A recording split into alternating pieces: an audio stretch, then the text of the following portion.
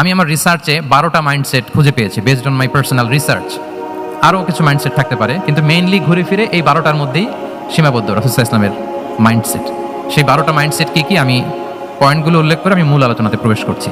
প্রথম হচ্ছে god centric mindset, 2 নম্বরে ভিশন ওরিয়েন্টেড, 3 নম্বরে উইজডম ড্রিভেন, 4 নম্বরে রিফর্ম সেন্ট্রিক, 5 নম্বরে ওপেন মাইন্ডেড, 6 নম্বর অন্টারপ্রনাল, 7 নম্বর কনসিডারেট, 8 নম্বর ট্রান্সপারেন্ট, 9 নম্বর এপ্রিসিয়েটিভ, 10 নম্বর হচ্ছে ফ্লেক্সিবল, 11 নম্বর অপটিমিস্টিক, 12 নম্বর হচ্ছে রেজিলিয়েন্ট। এই 10টা mindset based on my research, আমার ক্ষুদ্র গবেষণায় আমি খুঁজে পেয়েছি যে রাসূলুল্লাহ ইসলাম এই ধরনের মানসিকতার অধিকারী ছিলেন, এই অ্যাপ্রোচের অধিকারী ছিলেন। তো এই 12টা পয়েন্টে যদি 5 মিনিট করেও কথা বলি তাহলে 5 12 প্রায় 60 মিনিট, 1 ঘন্টা। তো আপনাদের কি ধৈর্য কুলাবে 1 ঘন্টা সময় ব্যয় করা? আল্লাহু আকবার, মাশাআল্লাহ, তাবারাকাল্লাহ। তো আমরা শুরু করি, দেখি কতটুকু আপনারা এনজয় করেন। প্রথম যেই মাইন্ডসেটটা নিয়ে আমরা আলোচনা করব সেটা হচ্ছে গড সেন্ট্রিক মাইন্ডসেট বা আল্লাহ সেন্ট্রিক মাইন্ডসেট। অর্থাৎ রাসূলুল্লাহ সাল্লাল্লাহু আলাইহি ওয়াসাল্লাম যে কোনো কাজে তিনি আল্লাহ তাআলাকে ফিল করতেন, আল্লাহ তাআলাকে তিনি অনুভব করতেন, ফিল করতেন। সব কিছু ছিল আল্লাহ তাআলা কেন্দ্রিক। যাই তিনি করতেন না কেন, একজন মহান সত্তার সন্তুষ্টির জন্যই তিনি সেটা করতেন। তিনি কে? আওয়াজ করে বলুন, তিনি কে? আল্লাহ সুবহানাহু ওয়া তাআলা। তার সন্তুষ্টির জন্যই তিনি সব কিছু করতেন এবং সবসময় তিনি এটা ফিল করতেন যে আমার আসল ভরসা স্থল হচ্ছে আল্লাহ তাআলা। আসল ভরসা স্থল কে? আল্লাহ তাআলা। এবং আল্লাহকেই তিনি ওনার নিজের অভিভাবক হিসেবে সবসময় চিন্তা করতেন। এবং তার দয়ার পরশেই যে আমরা বেঁচে আছি, তিনি যে আমাকে আগলে রেখেছেন, সার্বক্ষণিক এটাকে মনের মধ্যে ধারণ করা, সবসময় এই চিন্তাটা ভেতরে লালন করা, এটাকেই বলে গড সেন্ট্রিক মাইন্ডসেট বা আল্লাহ সেন্ট্রিক মাইন্ডসেট। এই মাইন্ডসেটের অধিকারী যদি আপনি হতে পারেন, আপনি একটা ডিভাইন পাওয়ার শিল্ডের ভেতরে থাকবেন, একটা ডিভাইন প্রোটেকশনে থাকবেন। চারিদিকে তুফান, ঝঞ্ঝা, ঝড়, অনেক কিছু, কোনো কিছু আপনাকে স্পর্শ করবে না, কারণ আপনার গড সেন্ট্রিক মাইন্ডসেট আছে।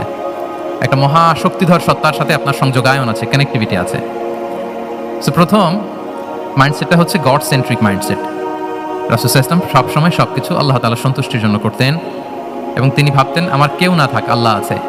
যার কেউ নাই তার কে থাকে? বলুন তো সবাই, যার কেউ নাই তার কে আছে? আল্লাহ আছে। এটাই হচ্ছে গড সেন্ট্রিক মাইন্ডসেট। আসুন আমরা সিরাতের ভেতরে ঢুকে যাই, যেহেতু আমরা বলেছি থ্রু দ্য লেন্স অফ সিরাতের পরতে পরতে, সুন্নাহর পরতে পরতে আমরা দেখব যে তিনি গড সেন্ট্রিক মাইন্ডসেটের অধিকারী ছিলেন কিনা। আল্লাহর হাবিব সাল্লাল্লাহু আলাইহি ওয়া সাল্লাম একবার একটা যুদ্ধ থেকে ফেরার পথে মরুভূমির মাঝখানে সেনাবাহিনীকে থামিয়ে বিশ্রামের ঘোষণা দিলেন যে তোমরা একটু বিশ্রাম নাও। তো উনি একটা গাছের নিচে বিশ্রামের জন্য গেলেন এবং সেখানে গাছের ডালে ওনার তলোয়ারটা ঝুলিয়ে রাখলেন, ঝুলিয়ে বিশ্রাম নিতে লাগলেন, ঘুমিয়ে পড়লেন। হঠাৎ এক বেদুইন এসে রাসূলুল্লাহ সাল্লাল্লাহু আলাইহি ওয়াসাল্লামের এই কোষবদ্ধ তলোয়ারটা কোষমুক্ত করে এরকম হাতে নিল। রাসূলুল্লাহ সাল্লাল্লাহু আলাইহি ওয়াসাল্লাম ঘুম থেকে জেগে উঠলেন। এবার বেদুইন বলতে আরম্ভ করলো, মাইয়ামনাউকা মিন্নি, এই মুহাম্মদ তোমাকে এবার কে বাঁচাবে বলো, এই তো আমার হাতে তলোয়ার, কে বাঁচাবে? সাথে সাথেই আল্লাহর হাবিব সাল্লাল্লাহু আলাইহি ওয়া সাল্লাম উনি উত্তরে বললেন আল্লাহ। উত্তরে কি বললেন? কোনো চিন্তা ভাবনা নাই যে ওরে আঘাত করা যায় কিনা পাল্টা, বা কোনোভাবে ওর কনফিডেন্স ডাউন করা যায় কিনা, এদিক সেদিক কারো সাপোর্ট চাওয়া যায় কিনা, কোনো দিকে না তাকিয়ে কি বললেন? আওয়াজ করে বলুন সবাই, কি বললেন? আল্লাহ। তাহলে এই যে this is the powerful example of god centric mindset. সবসময় তিনি আল্লাহ কেন্দ্রিক ছিলেন। সবসময় কি ছিলেন? আল্লাহ কেন্দ্রিক ছিলেন। এটাকে বলে গড সেন্ট্রিক মাইন্ডসেট। যে কোনো পরিস্থিতিতে তিনি আল্লাহ যে আমার সাথে আছেন এটা কল্পনা করতেন। এবং সুনানে আবু দাউদের একটি বর্ণনা এসেছে, রাসূলুল্লাহ সাল্লাল্লাহু আলাইহি ওয়াসাল্লাম কান নবী সাল্লাল্লাহু আলাইহি ওয়াসাল্লাম ইযা হাযাবাহু আমরুন সাল্লা, তাকে যখন কোনো জিনিস বিচলিত করত তিনি জায়নামাজের মুসল্লায় দাঁড়িয়ে যেতেন, সালাতের জন্য দাঁড়িয়ে যেতেন। বিপদে পড়লেই আল্লাহর কাছে সেটা সঁপে দিতেন, শেয়ার করতেন। আমরা বর্তমানে কোনো বিপদে পড়লেই কি করি? আগে কোথায় শেয়ার করি? ফেসবুকে। বলেন, আমার জীবনে কোনো দুর্ঘটনা কিছু হইলেই আমরা কোথায় শেয়ার করি? করেন আপনারা? ফেসবুকে শেয়ার করেন? আসলে করা উচিত কার সাথে? হ্যাঁ, আমার স্ত্রীর সাথে শেয়ার করার আগেও শেয়ার করবো কার সাথে? আমার বন্ধুর সাথে শেয়ার করার আগেও শেয়ার করবো কার সাথে? আল্লাহর সাথে। আমরা যদি হিজরতের ঘটনাটাকে একটু অ্যানালাইজ করি তাহলে দেখবো যে গারে সাউরে যখন আল্লাহ রাসূল সাল্লাল্লাহু আলাইহি ওয়াসাল্লাম এবং আবু বকর রাদিয়াল্লাহু তাআলা আনহু ওনারা আশ্রয় নিয়েছিলেন রাত্রিবেলায়, কুরাইশরা যখন খুঁজতেছিল, আবু বকর রাদিয়াল্লাহু তাআলা আনহু বলেন যে কুরাইশদের পা দেখা যাচ্ছে, ওরা যে হেঁটে যাচ্ছে, একটু উকি মারলে আমাদেরকে দেখা যায়। তিনি অত্যন্ত ভীত সন্ত্রস্ত, তটস্থ, নিজের জন্য নয়, রাসূল সাল্লাল্লাহু আলাইহি ওয়াসাল্লামের সেফটির জন্য। রাসূল সাল্লাল্লাহু আলাইহি ওয়াসাল্লাম আবু বকর রাদিয়াল্লাহু তাআলা আনহুকে বলেন যে আবু বকর চিন্তা করো না, লা তাহসান ইন্নাল্লাহা মা'ানা, আবু বকর চিন্তা করো না, আল্লাহ আমাদের সাথে আছেন। সুবহানাল্লাহ। আমাদের সাথে কে আছেন? আল্লাহ আমাদের সাথে আছেন। এটা হচ্ছে গড সেন্ট্রিক মাইন্ডসেটের উদাহরণ। আপনার মনকে বোঝাতে হবে যে আল্লাহ আমার সাথে আছে। মনকে তুমি বুঝিয়ে বলো আল্লাহ আছে আমার সাথে। এই বাক্যটা মুখস্থ করা যাবে? মনকে তুমি বুঝিয়ে বলো আল্লাহ আছেন আমার সাথে। আপনার পুরো জীবনের সব কাজের সাথে যদি এই বাক্যটাকে মিলিয়ে ফেলতে পারেন, দেখবেন যে কোনো কিছুই আপনার ক্ষতি করতে পারতেছে না। এটাকে বলে গড সেন্ট্রিক মাইন্ডসেট। আল্লাহ আমার সাথে আছেন, কেউ নাই, কিন্তু আল্লাহ তাআলা আমার সাথে আছেন। এবং গড সেন্ট্রিক মাইন্ডসেটের সবচেয়ে বড় সুবিধা হচ্ছে আপনার মনে কখনো হতাশা কাজ করবে না, হতাশা বাঁধবে না, কারণ আপনার সাথে এক মহাশক্তিধরের কানেক্টিভিটি আছে। তিনি কে বলুন তো আওয়াজ করে? তিনি আল্লাহ। হতাশা আসবে না। এই যে আমাদের জাতীয় জীবনের এখন সবচাইতে বড় বড় সমস্যাগুলোর যদি আমরা লিস্ট করি, একটা বড় সমস্যা হচ্ছে ডিপ্রেশন, তাই না? আমরা ডিপ্রেশনে ভুগি না? আপনাদের ডিপ্রেশন হয় কখনো?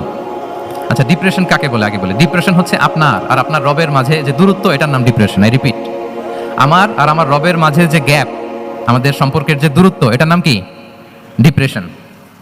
আপনি যত আল্লাহর সাথে সম্পর্ক জোরদার করতে পারবেন, ডিপ্রেশন আপনার থেকে দৌড়ে পালাবে।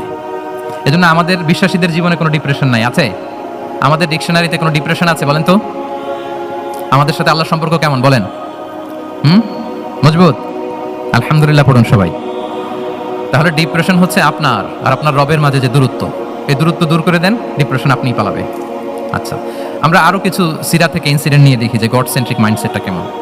দ্বিতীয় হিজরিতে যে বদরের যুদ্ধ হলো, সে বদরের যুদ্ধে ইবনে মাসউদ রাদিয়াল্লাহু তাআলা আনহু তিনি বর্ণনা করেন যে আল্লাহ রাসূল সাল্লাল্লাহু আলাইহি ওয়াসাল্লাম আগামীকাল যুদ্ধ এর আগের দিন রাতে তিনি হাত তুলে এরকম দোয়া করতেছিলেন। আমরা তো এইভাবে দোয়া করি। আল্লাহর হাবিব সাল্লাল্লাহু আলাইহি ওয়া আলিহি ওয়াসাল্লাম তিনি দোয়া করতে করতে ইমোশনালি হাত এরকম উঁচু করে, হাত্তা ইউরা বায়াদু ইবতাইহি, বগলে শুভ্রতা দেখা যাচ্ছিল, উনি দোয়া করতেছিলেন আল্লাহুম্মা আনজিজ লি মা ওয়া'আতানি, আল্লাহুম্মা আতিনি মা ওয়া'আতানি। আল্লাহ, তুমি যে বিজয় দিবে বলে প্রতিশ্রুতি করেছিলে, ওই বিজয় আমাদেরকে দাও, ওই ভিক্টরি আমাদেরকে দাও। দোয়া করছিলেন। সাইয়েদনা আলী রাদিয়াল্লাহু তাআলা আনহু উনি বর্ণনা করছেন যে বদরের যুদ্ধের আগের রাতে আমরা সবাই ঘুমোচ্ছিলাম, কিন্তু রাসূল সাল্লাল্লাহু আলাইহি ওয়াসাল্লামকে দেখলাম যে না, উনি হাত তুলে শুধু আল্লাহর কাছে কান্না করছেন, দোয়া করছেন। আবু বকর রাদিয়াল্লাহু তাআলা আনহু উনি বলেন যে আমি যে দেখলাম যে তিনি ফজর পর্যন্ত দোয়া চালিয়েই যাচ্ছিলেন, দোয়া কন্টিনিউ করছিলেন তিনি। এবং দোয়া করতে করতে রাসূল সাল্লাল্লাহু আলাইহি ওয়াসাল্লাম এতটাই ইমোশনাল হয়ে গেলেন যে ওনার গায়ের চাদরটা নিচে পড়ে গেল।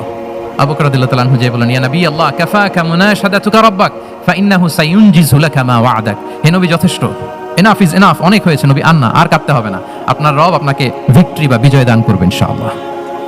তাহলে দেখেন, যুদ্ধের আগের রাতে সেনাপ্রধান কি করে? এই কৌশল ওই কৌশল, কোন দিক দিয়ে অ্যাটাক করা যাবে, ওয়ার স্ট্র্যাটেজি ঠিক করে, তার সাথে যারা আছে তাদের সাথে পরামর্শ করে। কিন্তু রাসূল সাল্লাল্লাহু আলাইহি ওয়াসাল্লাম সব কিছু সেট করে দিয়ে কার সাথে কানেক্টিভিটি করেছেন বলুন তো? আল্লাহর সাথে। This is called God centric mindset, Allah centric mindset. আমার হৃদয়টা সবসময় কার সাথে জুড়ে থাকবে? আল্লাহর সাথে, কারণ উনি ছাড়া আমার কোনো ঠিকানাই নেই।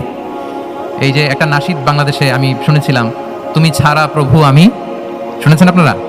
ঠিকানাবিহীন। এটাও মনে রাখতে হবে। মনকে তুমি বুঝিয়ে বলো আল্লাহ আছে আমার সাথে, এটাও যেমনি আমরা মনে রাখবো, এই বাক্যটা মনে রাখতে হবে যে প্রভু তুমি ছাড়া আমি, হ্যাঁ বলতে চান না কেন? তুমি ছাড়া আমি ঠিকানাবিহীন, উনি ছাড়া আমার কোনো ঠিকানাই নাই। তাহলে এই মেন্টালিটি যদি আমরা ধারণ করতে পারি, এটাকে বলে গড সেন্ট্রিক মাইন্ডসেট। তাহলে রাসূলুল্লাহ সাল্লাল্লাহু আলাইহি ওয়া আলিহি ওয়াসাল্লামের যে 12টা মাইন্ডসেটের কথা আমরা বলেছি, তার প্রথমটা হচ্ছে গড সেন্ট্রিক। প্রথমটা কি? সবাই বলুন আওয়াজ করে, প্রথমটা কি? মাশাআল্লাহ। আমি শেষে আবার জিজ্ঞেস করব যে কারা কারা বলতে পারেন দেখি। তাহলে একটা কভার করলাম। আল্লাহ তাআলা আমাদেরকে গড সেন্ট্রিক মাইন্ডসেট দান করুক।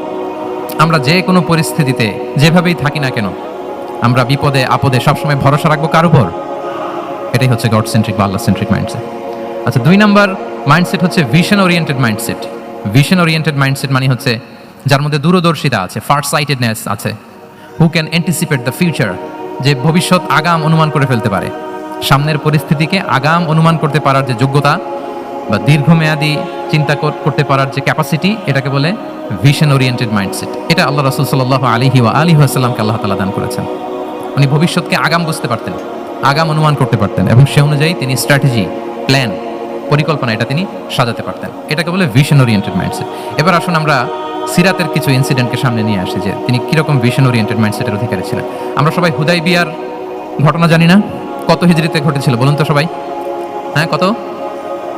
6ষ্ঠ হিজরিতে। লাকাদ সাদাকাল্লাহু রাসূলাহুর রুইয়া বিল হক লাতাদখুলুন্নাল মাসজিদাল হারামা ইনশাআল্লাহু আমিনিন। রাসূল সাল্লাল্লাহু আলাইহি ওয়াসাল্লাম 6ষ্ঠ হিজরিতে মদিনায় স্বপ্নে দেখলেন যে তিনি উমরা করতে যাচ্ছেন। তো নবীদের স্বপ্ন এটা কেবল স্বপ্ন নয়, এটা আল্লাহর পক্ষ থেকে ওয়াহি, রেভেলেশন, ওয়াহি। তো সেই হিসেবে তিনি 1400 সাহাবা নিয়ে উমরা করতে চলে গেলেন মক্কায়, কিন্তু মক্কাবাসী ঢুকতে দিল না, থামিয়ে দেয়া হলো। তো তখন একটা চুক্তি হয়েছিল, ভাইজান mobile should be in pocket. এই যে আপনি বলেছিলাম যে অডিয়েন্সে আমরা কেউ ভিডিও ধারণ করবো না ইনশাআল্লাহ। তারা কথা দিয়েছিলেন আমরা 1-to-1 brain to brain connection করবো, ভিডিও করবেন না প্লিজ। তাহলে উমরা করতে গেলেন 1400 সাহাবী। 1400 সাহাবী যখন উমরা করতে গেলেন, উমরা করতে দেয়া হলো না। তখন একটা চুক্তি করা হলো। ওই চুক্তিতে বলা হলো, রাসূল সাল্লাল্লাহু আলাইহি ওয়াসাল্লাম লিখতে বললেন যে লিখো মিন মুহাম্মদ রাসূলুল্লাহ, আল্লাহ রাসূল মুহাম্মদের পক্ষ থেকে কুরাইশদের সাথে এই চুক্তি। কুরাইশরা আপত্তি করলো যে না, শুধু মুহাম্মদ লেখা যাবে, রাসূলুল্লাহ লেখা যাবে না, কারণ তুমি যে রাসূলুল্লাহ, আল্লাহর রাসূল, এটা যদি আমরা মেনে নেই তাহলে তোমার সাথে আর আমাদের দ্বন্দ্ব কিসের, আমরা তো ভাই ভাই হয়ে গেলাম, রাসূলুল্লাহ কাটো। সাহাবারা কেউ রাজি হয় না, বিশেষ করে ওমর ফারুক রাদিয়াল্লাহু তাআলা উনি রাজি হয় না, না না এটা কাটা যাবে না। রাসূল সাল্লাল্লাহু আলাইহি ওয়াসাল্লাম অনেক বলে কয়ে বুঝালেন যে না, দীর্ঘমেয়াদী চিন্তা করতে গেলে আমাদের এখন একটা শান্তি চুক্তির দরকার আছে, যাতে করে আমরা আমাদের গ্লোবাল নেভিগেশন সিস্টেম, দাওয়া সিস্টেমকে আরো স্ট্রং করতে পারি। অনেক বলে কয়ে রাসূলুল্লাহ কাটা হলো।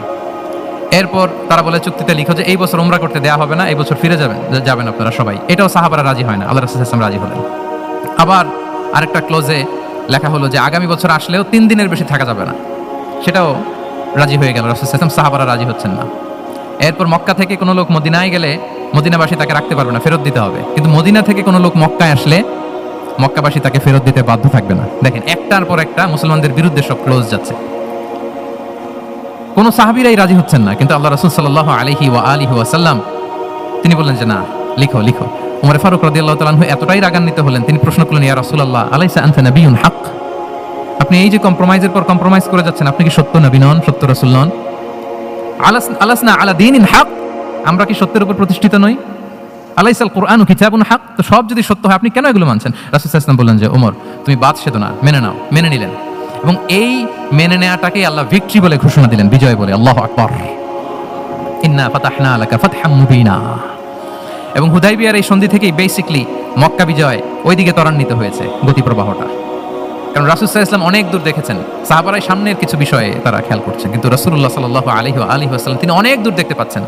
আচ্ছা বলেন, 3 তলার উপর থেকে একজন একটা ভিউ দেখতে পায়, আর 30 তলা উপর থেকে আরেকজন একটা কন্ডোমিনিয়ামের উপর থেকে একটা পানোরামিক ভিউ দেখতে পায়, দুইজনের ভিউ দেখা কি একরকম হয়? বলেন, একরকম হবে? কখনোই হবে না। তাহলে 30 তলার উপর থেকে যিনি দেখবে তিনি একটা পানোরামিক ভিউ দেখবে, দ্য টোটাল সিনারিও তার কাছে ক্রিস্টাল ক্লিয়ার হবে, যেটা সাহাবা রিদওয়ানুল্লাহি তাআলা আলাইহিম আজমাইন ওনাদের কাছে ক্লিয়ার ছিল না। এবং ঠিকই এই যে এটা তো বেশি দিন স্থায়ীও হয়নি, 6ষ্ঠ হিজরি থেকে 8ম হিজরি, মাত্র 3 বছরের ব্যবধানে রাসূল সাল্লাল্লাহু আলাইহি ওয়াসাল্লাম যত রিজিওনাল সুপার পাওয়ার ছিল, ওয়ার্ল্ড সুপার পাওয়ার ছিল, পার্সিয়ান এম্পায়ার, তারপর Roman empire, Byzantine empire, Egyptian empire, সব এম্পায়ারদের কাছে চিঠি পাঠিয়েছেন, সালামুন আলা মান ইত্তাবা আল হুদা আসলিম তাসলাম। এবং ইসলামের এক্সপান্ড হয়েছে, ওনার গ্লোবাল নেভিগেশন সিস্টেম উনি চালু করেছেন। এর কারণ কি? উনি ছিলেন ভিশন ওরিয়েন্টেড মাইন্ডসেটের অধিকারী, দূরদর্শী, অনেক দূর দেখতে পেতেন, অনেক দূর তিনি দেখতে পেতেন, দীর্ঘমেয়াদী তিনি পরিকল্পনা করতে পারতেন। এটা হচ্ছে ভিশন ওরিয়েন্টেড মাইন্ডসেট যারা হয় তাদের ক্যারেক্টারিস্টিক্স বা ফিচার। আরো একটা উদাহরণ দেই, আপনারা কি বলতে পারেন যে আবিসিনিয়াতে নবুয়তি কত সালে সাহাবারা হিজরতে গিয়েছিল? বলতে পারবেন কেউ? হ্যাঁ, নবুয়তি কত সালে? 5ম সালে। হ্যাঁ, নবুয়তি 5ম বছর ওনারা আবিসিনিয়াতে, বর্তমানে যেটা ইথিওপিয়া বা ইরিত্রিয়া, সেখানে সাহাবারা হিজরতে গিয়েছিলেন। এবং আবিসিনিয়াতে এই যে হিজরতে গেল, তারা সবাই মিলে ফিরে এসেছিল মদিনায় কবে? এটা কি কেউ জানেন? যদি কেউ জানেন হাত তুলে আওয়াজ করে একটু বলতে হবে, একটু ইন্টারেক্টিভ সেশন হোক দেখি। আবিসিনিয়ায় যারা হিজরতে গিয়েছিলেন সব শেষে দল বল সহ সবাই পার্মানেন্টলি মদিনায় শিফট করেছেন কবে? জি, আল্লাহু আকবার, মাশাআল্লাহ মাশাআল্লাহ। বসুন। খায়বার বিজয়ের দিন এসেছিলেন। আবিসিনিয়াতে যারা হিজরতে গিয়েছিলেন তারা মদিনায় ব্যাগ এন্ড ব্যাগেজ সবকিছু নিয়ে খায়বার বিজয়ের সময়, মানে 7ম হিজরিতে এসেছিলেন। তো রাসূল সাল্লাল্লাহু আলাইহি ওয়াসাল্লাম যখন মক্কা থেকে মদিনায় হিজরত করলেন, সব সাহাবারা মদিনায় চলে আসছেন। মদিনায় এখন একটা ইসলামিক সোসাইটি, ইসলামিক স্টেট। বদরের যুদ্ধে মুসলমানদের বিজয়, খন্দকে বিজয়, খন্দক তো 5মে, তারপরে ওনারা কেন আসে না বলেন তো? আসেনি। 7ম হিজরিতে এসেছেন, জাফর রাদিয়াল্লাহু তাআলা আনহুর নেতৃত্বে, সাইয়েদনা আলী রাদিয়াল্লাহু তাআলা আনহুর আপন ভাই, বড় ভাই, ওনার নেতৃত্বে যখন 7ম হিজরিতে প্রায় ওখানে যাওয়ার 15 বছর পর যখন তারা সবাই ফিরলেন, রাসূল সাল্লাল্লাহু আলাইহি ওয়াসাল্লাম এত খুশি হলেন, তিনি বললেন, মা আদরি বিআইয়িহিমা আনা আফরাহ বিফাতহি খাইবার আও বিকুদুমি জাফর। আমি কোনটাতে বেশি খুশি আজকে আমি জানি না, খাইবার বিজয়ে বেশি খুশি না আমার ভাই জাফরকে পেয়ে বেশি খুশি। আল্লাহু আকবার, এত খুশি হয়েছিলেন। তো এখন এমনি তো মনে প্রশ্ন জাগে যে রাসূল সাল্লাল্লাহু আলাইহি ওয়াসাল্লাম যখন মদিনায় চলে আসলেন, কোরআনের আয়াতগুলো নাজিল হয়, সালাত ফরজ হলো, যাকাত আসলো, সব হলো, একটার পর একটা হচ্ছে, ইসলামিক স্টেট, তো ওনারাই কেন আবিসিনিয়াতে পড়ে আছেন? প্রশ্ন জাগে না? ওই সময় একটা ক্রাইসিস মোমেন্ট ছিল, তখন ওনারা গিয়েছিল আবিসিনিয়াতে। কিন্তু আসে না কেন? ওনারা এসেছেন 7ম হিজরিতে। এর কারণ আবিসিনিয়ায় কিছু মুসলিমদেরকে রেখে দেওয়া এটা রাসূলুল্লাহ সাল্লাল্লাহু আলাইহি ওয়াসাল্লামের প্ল্যান বি ছিল। কি ছিল? Plan B.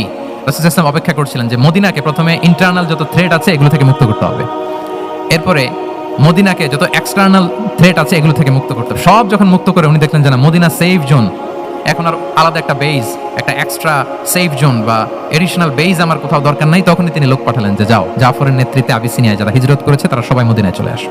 সুবহানাল্লাহ বিহামদি। তাহলে একটা প্ল্যানে কাজ করতেন না, আমরা তো এরকম করি, একটাই প্ল্যান। প্ল্যান কয়টা? এটা যদি ওয়ার্ক না করে শেষ, আমু নাই, সালাও নাই। কিন্তু রাসূলুল্লাহ সাল্লাল্লাহু আলাইহি ওয়া আলিহি ওয়াসাল্লামের প্ল্যান এ ছিল, প্ল্যান বি ছিল, প্ল্যান সি ছিল। প্ল্যান এ ওয়ার্ক না করলে প্ল্যান বি তে যেতেন, বি ওয়ার্ক না করলে সি তে যেতেন, এইভাবে তিনি কাজ করতেন। তাহলে এটা হচ্ছে বেসিকলি ভিশন ওরিয়েন্টেড মাইন্ডসেটের অধিকারী যারা, তারা এটা করে, যারা ফিউচারকে অ্যান্টিসিপেট করতে পারে, আগাম অনুভব করতে পারে যে কি হতে পারে সামনে। এই যে বাংলাদেশের বিভিন্ন প্ল্যান পরিকল্পনায় আমরা দেখা যায় যে এখান দিয়ে একটা ব্রিজ করে পরে ভাঙতে হয়, রাস্তা একটা তৈরির পরে ভাঙতে হয়, কোথায় এক টানেল হয়ে আছে প্রতি মাসে মাসে এখন লস হয়, তারপর 1 ঘন্টা বৃষ্টি হলে পুরো ঢাকা শহর এটা বন্যা হয়ে যায়। এগুলো হচ্ছে একাধিক প্ল্যান না থাকা, ভিশনারি অ্যাটিটিউডের অধিকারী না হওয়ার কারণে এই ঝামেলাগুলো আমাদের হচ্ছে। তো প্রফিটিক সিরার, এই প্রফিটিক মাইন্ডসেট থেকে আমাদের নেয়ার বিষয় হচ্ছে এটা যে আমাদেরকে ভিশনারি অ্যাটিটিউডের হতে হবে। রাসূল সাল্লাল্লাহু আলাইহি ওয়াসাল্লাম ভিশন ওরিয়েন্টেড মেন্টালিটির ছিলেন। আগাম, আজ থেকে 50 বছর পরে বাংলাদেশে কি ক্রাইসিস হতে পারে, আজ থেকে ঠিক 100 বছর পরে বাংলাদেশে কি হতে পারে, ওই রোড ম্যাপকে সামনে রেখে আমাদেরকে প্ল্যান করতে হবে। এটাকে বলে ভিশন ওরিয়েন্টেড মাইন্ডসেটের অধিকারী হওয়া। তাহলে 12টা মাইন্ডসেটের কয়টা আমরা কভার করলাম বলেন তো? প্রথমটা কি ছিল? গড সেন্ট্রিক বা আল্লাহ সেন্ট্রিক। দ্বিতীয়টা ভিশন ওরিয়েন্টেড মাইন্ডসেট। 3 নাম্বার হচ্ছে উইজডম ড্রিভেন মাইন্ডসেট। উইজডম মানে হচ্ছে প্রজ্ঞা। প্রজ্ঞা কি? জ্ঞান আর কমন সেন্স দুইটা একসাথে হইলে ওটার প্রজ্ঞা বলে। When the knowledge and common sense join together, it reflects as wisdom. আপনার জ্ঞান এবং আপনার কমন সেন্স একসাথে হইলে ওটা উইজডম হয়ে যায়। রাসূল সাল্লাল্লাহু আলাইহি ওয়াসাল্লাম ছিলেন প্রজ্ঞায় সমৃদ্ধ এক মননের অধিকারী। ওনার সব কিছুতেই প্রজ্ঞা ছিল, প্রজ্ঞা ছিল। উইজডম ইন গিভিং অ্যাডভাইস, উপদেশ দেওয়ার সময় ছিল প্রজ্ঞা। উইজডম ইন পলিসি মেকিং এর সময় সেখানে প্রজ্ঞা ছিল। Wisdom in action strategic plan, কোনো স্ট্র্যাটেজিক প্ল্যানের ক্ষেত্রে প্রজ্ঞা ছিল। রাসূল সাল্লাল্লাহু আলাইহি ওয়াসাল্লাম একই প্রশ্নের উত্তর এক একজনকে এক একভাবে দিতেন। অনেক সাহাবারা জিজ্ঞেস করতেন যে রাসূলুল্লাহ একই প্রশ্ন, একে বললেন এইটা, ওরে বললেন ওইটা, ওরে বললেন আরেকটা, এটা কেন? তো রাসূল সাল্লাল্লাহু আলাইহি ওয়াসাল্লাম বললেন যে আমি জানি ওর কিসে ঘাটতি, আমি জানি ওর কি প্রয়োজন, আমি জানি ওকে কোন নাসিহাটা দিলে কাজ করবে, ফলে এক একজনকে আমি এক একভাবে ক্লারিফাই করেছি। আল্লাহু আকবার। This is called wisdom. আচ্ছা, উইজডম, রাসূল সাল্লাল্লাহু আলাইহি ওয়াসাল্লাম যে উইজডম ড্রিভেন মাইন্ডসেটের অধিকারী ছিলেন এটার কয়েকটা এক্সাম্পল আমরা সিরাত থেকে দেখি। মক্কা বিজয় হয়েছে কত হিজরিতে? কত? অষ্টম হিজরিতে যখন মক্কা বিজয় হলো তখন রাসূল সাল্লাল্লাহু আলাইহি ওয়াসাল্লাম আম্মা জান আয়েশার সাথে গল্প করছিলেন আর বলছিলেন, আয়েশা, লাউলা হাদাসাতু আহদি কওমিকা বিল কুফরি লানাকাতুল কাবাতা ওয়ালা জাআলতুহা আলা আসাসি ইব্রাহিম। আয়েশা, তোমার এই মক্কাবাসী, তোমার এলাকার লোকজন যদি একটা কেওয়াস সৃষ্টি না করতো তাহলে কাবার যে আসল শেপ, আমি ওই আসল শেপে এটাকে ফেরত নিতাম, কিন্তু নিতে গেলে এখন একটা ঝামেলা বাঁধবে, এজন্য নিব না। ব্যাপারটা হচ্ছে আমরা এখন যে কাবাটাকে দেখি এটা হচ্ছে স্কয়ার আকৃতির। স্কয়ার মানে কি? বর্গাকৃতি, তাই তো? বর্তমান কাবা কোন আকৃতির বলেন তো? একটা বড় কিউবের সাইজ না? দূর থেকে দেখলে মনে হয় একটা বড় কিউবের সাইজ, কিউবের আকৃতি মানে স্কয়ার, চতুর্ভুজ। কিন্তু সাইয়েদনা ইব্রাহিম আলাইহিস সালাম যে কাবা নির্মাণ করেছিলেন এটা কিন্তু এরকম কিউব ছিল না, ওটা ছিল রেক্ট্যাঙ্গেল। রেক্ট্যাঙ্গেল ছিল, মানে আয়তাকৃতির ছিল, এরকম লম্বা। এই যে টেবিলটা যেরকম, টেবিলের যে শেপ এরকম ছিল, এরকম লম্বা কাবা ঘর ছিল আয়তাকৃতির। কিন্তু এখন এটা কমে স্কয়ার আকৃতির হয়ে গেছে। এর কারণটা কি? কাবা একবার ওখানে অগ্নিকাণ্ড ঘটার কারণে ধ্বংস হয়েছিল, ফলে কাবাকে আবার রিনোভেশন করা লেগেছিল, পুনর্নির্মাণ। তো কুরাইশরা সিদ্ধান্ত নিয়েছিল কাবা পুনর্নির্মাণে আমরা কোনো হারাম টাকা ইউজ করব না, যার কাছে যত হালাল টাকা আছে নিয়ে আসা হলো। কিন্তু হালাল টাকা যতটুকু জমা হয়েছে এটা দিয়ে পুরো কাবা নির্মাণ হয় না, অর্ধেক হয়। ফলে কাবা যে আয়তাকৃতির ছিল সেটা না হয়ে গেছে কি বলেন? বর্গাকৃতির, মানে স্কয়ার। ওই স্কয়ার কাবাই আজ পর্যন্ত রয়ে গেছে। কিন্তু ওই যে আয়তক্ষেত্রের যে শেপের মধ্যে যতটুকু জায়গা বাকি ছিল ওইখানে দেখবেন একটা ক্রিসেন্টের মতো আছে, হেজরে ইসমাইল, হাতিমে কাবা বলে। ওইটার ভিতরে নামাজ পড়া আর কাবার ভিতরে নামাজ পড়া একই হুকুম। ওইটার ভিতরে নামাজ পড়া আর কাবার ভিতরে নামাজ পড়া কি একই হুকুম। ফলে ওই হাতিমের ভেতরে ফরজ সালাত আদায় হয় না, নফল সুন্নাত পড়া যায়। এমনকি কাবার ভেতরেও ফরজ সালাত আদায় করলে আদায় হবে না, কারণ নামাজের ফরজের মধ্যে একটা ফরজ হচ্ছে ইলা জিহাতিল কাবা, টু দ্য ডাইরেকশন অফ কেবলা। আপনার কেবলা মুখী হইতে হবে না, আপনি তো কাবার ভিতরে ঢুকে গেছেন, এখন কাবা কোন দিকে? কাবা তো নাই, বের হইতে হবে, বের হয়ে কাবা মুখী হলে সালাত হবে। I think you got the point. তো তাহলে রাসূল সাল্লাল্লাহু আলাইহি ওয়াসাল্লামের উইজডম বা প্রজ্ঞাটা এখানে দেখেন। আম্মা জান আয়েশা রাদিয়াল্লাহু তাআলা আনহাকে উনি বললেন যে আয়েশা, মক্কা তো বিজয় হলো, মক্কার কন্ট্রোল তো এখন আমার হাতে, চাইলে আমি কাবাকে ভেঙে সেই ইব্রাহিম আলাইহিস সালামের যে বেইজ এরকম লম্বা করে শেপ দিতে পারি, কিন্তু দিব না, কেননা দিলে মক্কা একটা ক্যাওস হতে পারে। কি হতে পারে? কারণ তারা একেবারে ভেরি রিসেন্ট মুসলমান হয়েছে, তারা না বুঝেই বলবে যে সেই আদি কাবা, মোহাম্মদ এই কাবার অপমান করেছে, কাবাকে ভুলুণ্ঠিত করেছে, সম্মানকে নষ্ট করেছে, এরকম একটা কোশ্চেন রাইজ করতে পারে। এই জন্য আমি করলাম না। সুবহানাল্লাহ। This is called wisdom. এটাকে কি বলে? প্রজ্ঞা। এটাকে প্রজ্ঞা বলে। তাহলে আপনার জ্ঞান এবং আপনার কমন সেন্স দুইটা যখন কানেক্ট করে তখন সেটা প্রজ্ঞা হয়। প্রজ্ঞার আরেকটা উদাহরণ যদি দেই সিরাত থেকে, রাসূল সাল্লাল্লাহু আলাইহি ওয়াসাল্লামের যে কনফ্লিক্ট রিজলভিং ক্যাপাসিটি ছিল, যখন কাবাকে পুনর্নির্মাণ করা হচ্ছে তখন হাজরে আসওয়াদকে বের করা লেগেছিল, এবং রিনোভেশন শেষে আবার হাজরে আসওয়াদকে তার জায়গা মতো, মানে ব্ল্যাক স্টোন যেটাতে চুমু দিলে মানুষের গুনাহ মাফ হয়ে যায়, হাজরে আসওয়াদ চিনতে পেরেছেন না? চুমু দিতে পেরেছেন আপনারা? হ্যাঁ, ওরে আল্লাহ, অনেকে দিয়েছে, তো আমি দিতে পারি না এখনো। ওখানে যে ভিড় থাকে, ওই ধাক্কা ধাক্কি করে মনে হয় যে না, হজ বা উমরার যে মূল এসেন্স বা স্পিরিট ওইটা বোধহয় নষ্ট হয়ে যায়। যেন অনেকবার ট্রাই করেও এবার আমার সাথে একটা 8 জনের গ্রুপ ছিল, খুব নাদুস নদুস লম্বা চূড়া। তো বলতেছে শাইখ আপনার কোনো টেনশন করা লাগবে না, আসেন। তো ওরা যে যেরকম ধাক্কাধাক্কি শুরু করছে ওইটা দেখি আমার আর সাহস হয় নাই। বলছে যে ভাই, আমি মাফও চাই, দোয়াও চাই, আমার করা লাগবে না, দূর থেকে ইশারা দিলেই হবে। তো এটা অনেকে ভুল করে ফেলে। অনেক বোনেরা যাদের জন্য হেজাব নিকাব মেনটেন করা হচ্ছে ফার্স, পর্দার কোনো বালাই নাই, পুরুষের সাথে ধাক্কা ধাক্কি করে তার শরীর মিশে যাচ্ছে, গা মিশে যাচ্ছে, ধাক্কা ধাক্কি করে একটা সুন্নতের জন্য ফরজকে স্যাক্রিফাইস করে ফেলতেছে। মানে ফোকাস ঠিক নাই আর কি, কোথায় যে কোনটা করতে হবে ওইটাই ভুলে গেছে। তো এই হাজরে আসাদ পাথরকে আবার জায়গা মতো রাখতে হবে। এখন কে রাখবে এই নিয়ে মারামারি মক্কায়। বড় বড় 4টা গোত্র বলে, এই গোত্র বলে আমি রাখবো, এই গোত্র বলে আমি রাখবো, আরেক গোত্র বলে রক্তের গঙ্গা বইয়ে দেবো মক্কায়, কিন্তু এই সম্মান অন্যকে নিতে দিব না, কারণ ইটস ভেরি প্রেস্টিজিয়াস ইস্যু যে আমাদের গোত্র এই ব্ল্যাক স্টোন হাজরে আসওয়াদকে নিয়ে জায়গা মতো রেখেছে, এটা কাউকে দিব না। তো সবাই যখন মারমুখী, তখন আল্লাহ রাসূল সাল্লাল্লাহু আলাইহি ওয়া আলিহি ওয়াসাল্লাম তিনি সমাধান দিলেন যে মারামারির দরকার নাই, একটা চাদর নিয়ে আসো। নিয়ে আসা হলো। 4 গোত্রের 4 লিডারকে বললেন চাদরের 4 কোণা ধরো। 4 জন 4 কোণা ধরলো। রাসূল সাল্লাল্লাহু আলাইহি ওয়াসাল্লাম তিনি পাথরটা নিয়ে মাঝখানে রাখলেন। এবার 4 নেতাকে বললো আসো, জাতীয় 4 নেতা চলে আসো, কাবার সামনে চলে আসলো। এরপরে আল্লাহ রাসূল সাল্লাল্লাহু আলাইহি ওয়াসাল্লাম ওনার মোবারক হাত দিয়ে, বরকতময় হাত দিয়ে হাজরে আসওয়াদকে নিয়ে নিজ হাতে রাখলেন। এবার সবাই হ্যাপি, কারণ অংশগ্রহণ করতে পারছে। আসলে সব মূল স্ট্যাটাস কিন্তু চলে গেছে রাসূলের দিকে, নাকি? ওরা তো এটা টাচও করতে পারেনি, পারছে? ওরা চাদর ধরেই হ্যাপি, কিন্তু পাথরটা ধরেছিল কে? রাসূল সাল্লাল্লাহু আলাইহি ওয়াসাল্লাম। চাদরে রেখেছিল কে? রাসূল সাল্লাল্লাহু আলাইহি ওয়াসাল্লাম। চাদর থেকে নিয়ে আবার কাবা ঘরে সেট করেছিল কে? রাসূলুল্লাহ সাল্লাল্লাহু আলাইহি ওয়া আলিহি ওয়াসাল্লাম। এভাবে উনি কনফ্লিক্ট রিজলভ করতেন থ্রু হিজ উইজডম, ওনার প্রজ্ঞার মধ্য দিয়ে। আমরা যদি তায়েফের ঘটনা দেখি, রক্তাক্ত হয়েছেন, পাহাড়রক্ষী ফেরেশতারা এসে বলেছে রাসূলুল্লাহ জাস্ট অর্ডার করেন, আমরা কোলাপস করব এমন ভাবে the entire Taif city will be collapsed, একেবারে স্ম্যাশ করে দিব, পাউডার হয়ে যাবে। রাসূল সাল্লাল্লাহু আলাইহি ওয়াসাল্লাম বললেন না, বাল আরজু আন ইউখরিজাল্লাহু মিন আসলাবিহিম মান ইয়াবুদুল্লাহ ওয়াহদাহু ওয়া লা ইউশরিকু বিহি শাইআ। তিনি বললেন না, ওদেরকে ধ্বংস করে দিও না, ওদেরকে ধ্বংস করলে লা ইলাহা পড়বে কে? সুবহানাল্লাহ। কি উইজডম ড্রিভেন ছিলেন উনি। উনি বলেন যে আমি আশা করি, প্রত্যাশা রাখি, দোয়া করি যে ওরা আমাকে প্রত্যাখ্যান করেছে, কিন্তু ওদের যে নেক্সট জেনারেশন ওরা সাক্ষী দেবে আশহাদু আল্লাহ ইলাহা ইল্লাল্লাহ ওয়া আশহাদু আন্না মুহাম্মাদার রাসূলুল্লাহ। এবং তাই হয়েছে। এখন তায়েফে যান, চারদিক থেকে আল্লাহু আকবার ধ্বনিতে মুখরিত তায়েফ, এবং এত চমৎকার শহর, এটা একটা টুরিস্ট ডেস্টিনেশন হয়ে গেছে। সৌদি আরবিয়াতে যারা যায়, তায়েফ না গেলে লোকদের ভালো লাগে না। ঠান্ডা, সবুজ শ্যামল, রেইনফল হয়, ফলমূল পাওয়া যায়। আব্দুল্লাহ ইবনে আব্বাস রাদিয়াল্লাহু তাআলা আনহুর স্মৃতিধন্য মসজিদ আছে, অনেকগুলো ইউনিভার্সিটি আছে, ইসলামিক ইনস্টিটিউশন আছে। এই যে নয়নাভিরাম তায়েফ, এটা রাসূল সাল্লাল্লাহু আলাইহি ওয়াসাল্লামের উইজডমের ফসল, ঠিক কিনা বলেন? ওই দিন যদি রাগের চোটে বলতো যে হ্যাঁ দাও, স্ম্যাশ করে দাও, তাইলে এই যে যারা শাহাদা পড়েছে, মুসলিম হয়েছে, এটা কিন্তু হতো না। তাহলে এটা হচ্ছে রাসূল সাল্লাল্লাহু আলাইহি ওয়াসাল্লামের প্রজ্ঞার একটা উদাহরণ। আর একটা উদাহরণে যাই। রাসূল সাল্লাল্লাহু আলাইহি ওয়াসাল্লাম যখন আকাবার দ্বিতীয় শপথ করে ফেললেন ইয়াসরিববাসীর সাথে, তখনও মদিনা হয়নি। তো তখন মদিনাবাসী বলল যে ইয়া রাসূলুল্লাহ, আপনি তো এখনো হিজরত করবেন না, তো আমাদেরকে কোরআন শিখাবে কে, সালাত শিখাবে কে? আপনি একজন দায়ী পাঠান, আমাদের সাথে একজন টিচার দেন। রাসূল সাল্লাল্লাহু আলাইহি ওয়াসাল্লাম তখনও মদিনাতে হিজরতে যাননি, আমাদের সাথে একজন দায়ী পাঠাবেন। তো রাসূল সাল্লাল্লাহু আলাইহি ওয়াসাল্লাম একজনকে দায়ী হিসেবে পাঠিয়েছিলেন। বলেন ওই দায়ীর নাম কি? কি নাম? মুসআব ইবনে উমাইর রাদিয়াল্লাহু তাআলা আনহু, যিনি উহুদের যুদ্ধে শহীদ হয়েছিলেন, উনাকে পাঠিয়েছিলেন। দেখেন, উনি আবু বকর রাদিয়াল্লাহু তাআলা আনহুকে পাঠান নাই, পাঠিয়েছেন ওমর ফারুককে, ওসমান রাদিয়াল্লাহু তাআলা আনহু, আলী রাদিয়াল্লাহু তাআলা আনহু। কাউকে পাঠাইছেন? কারে পাঠালেন?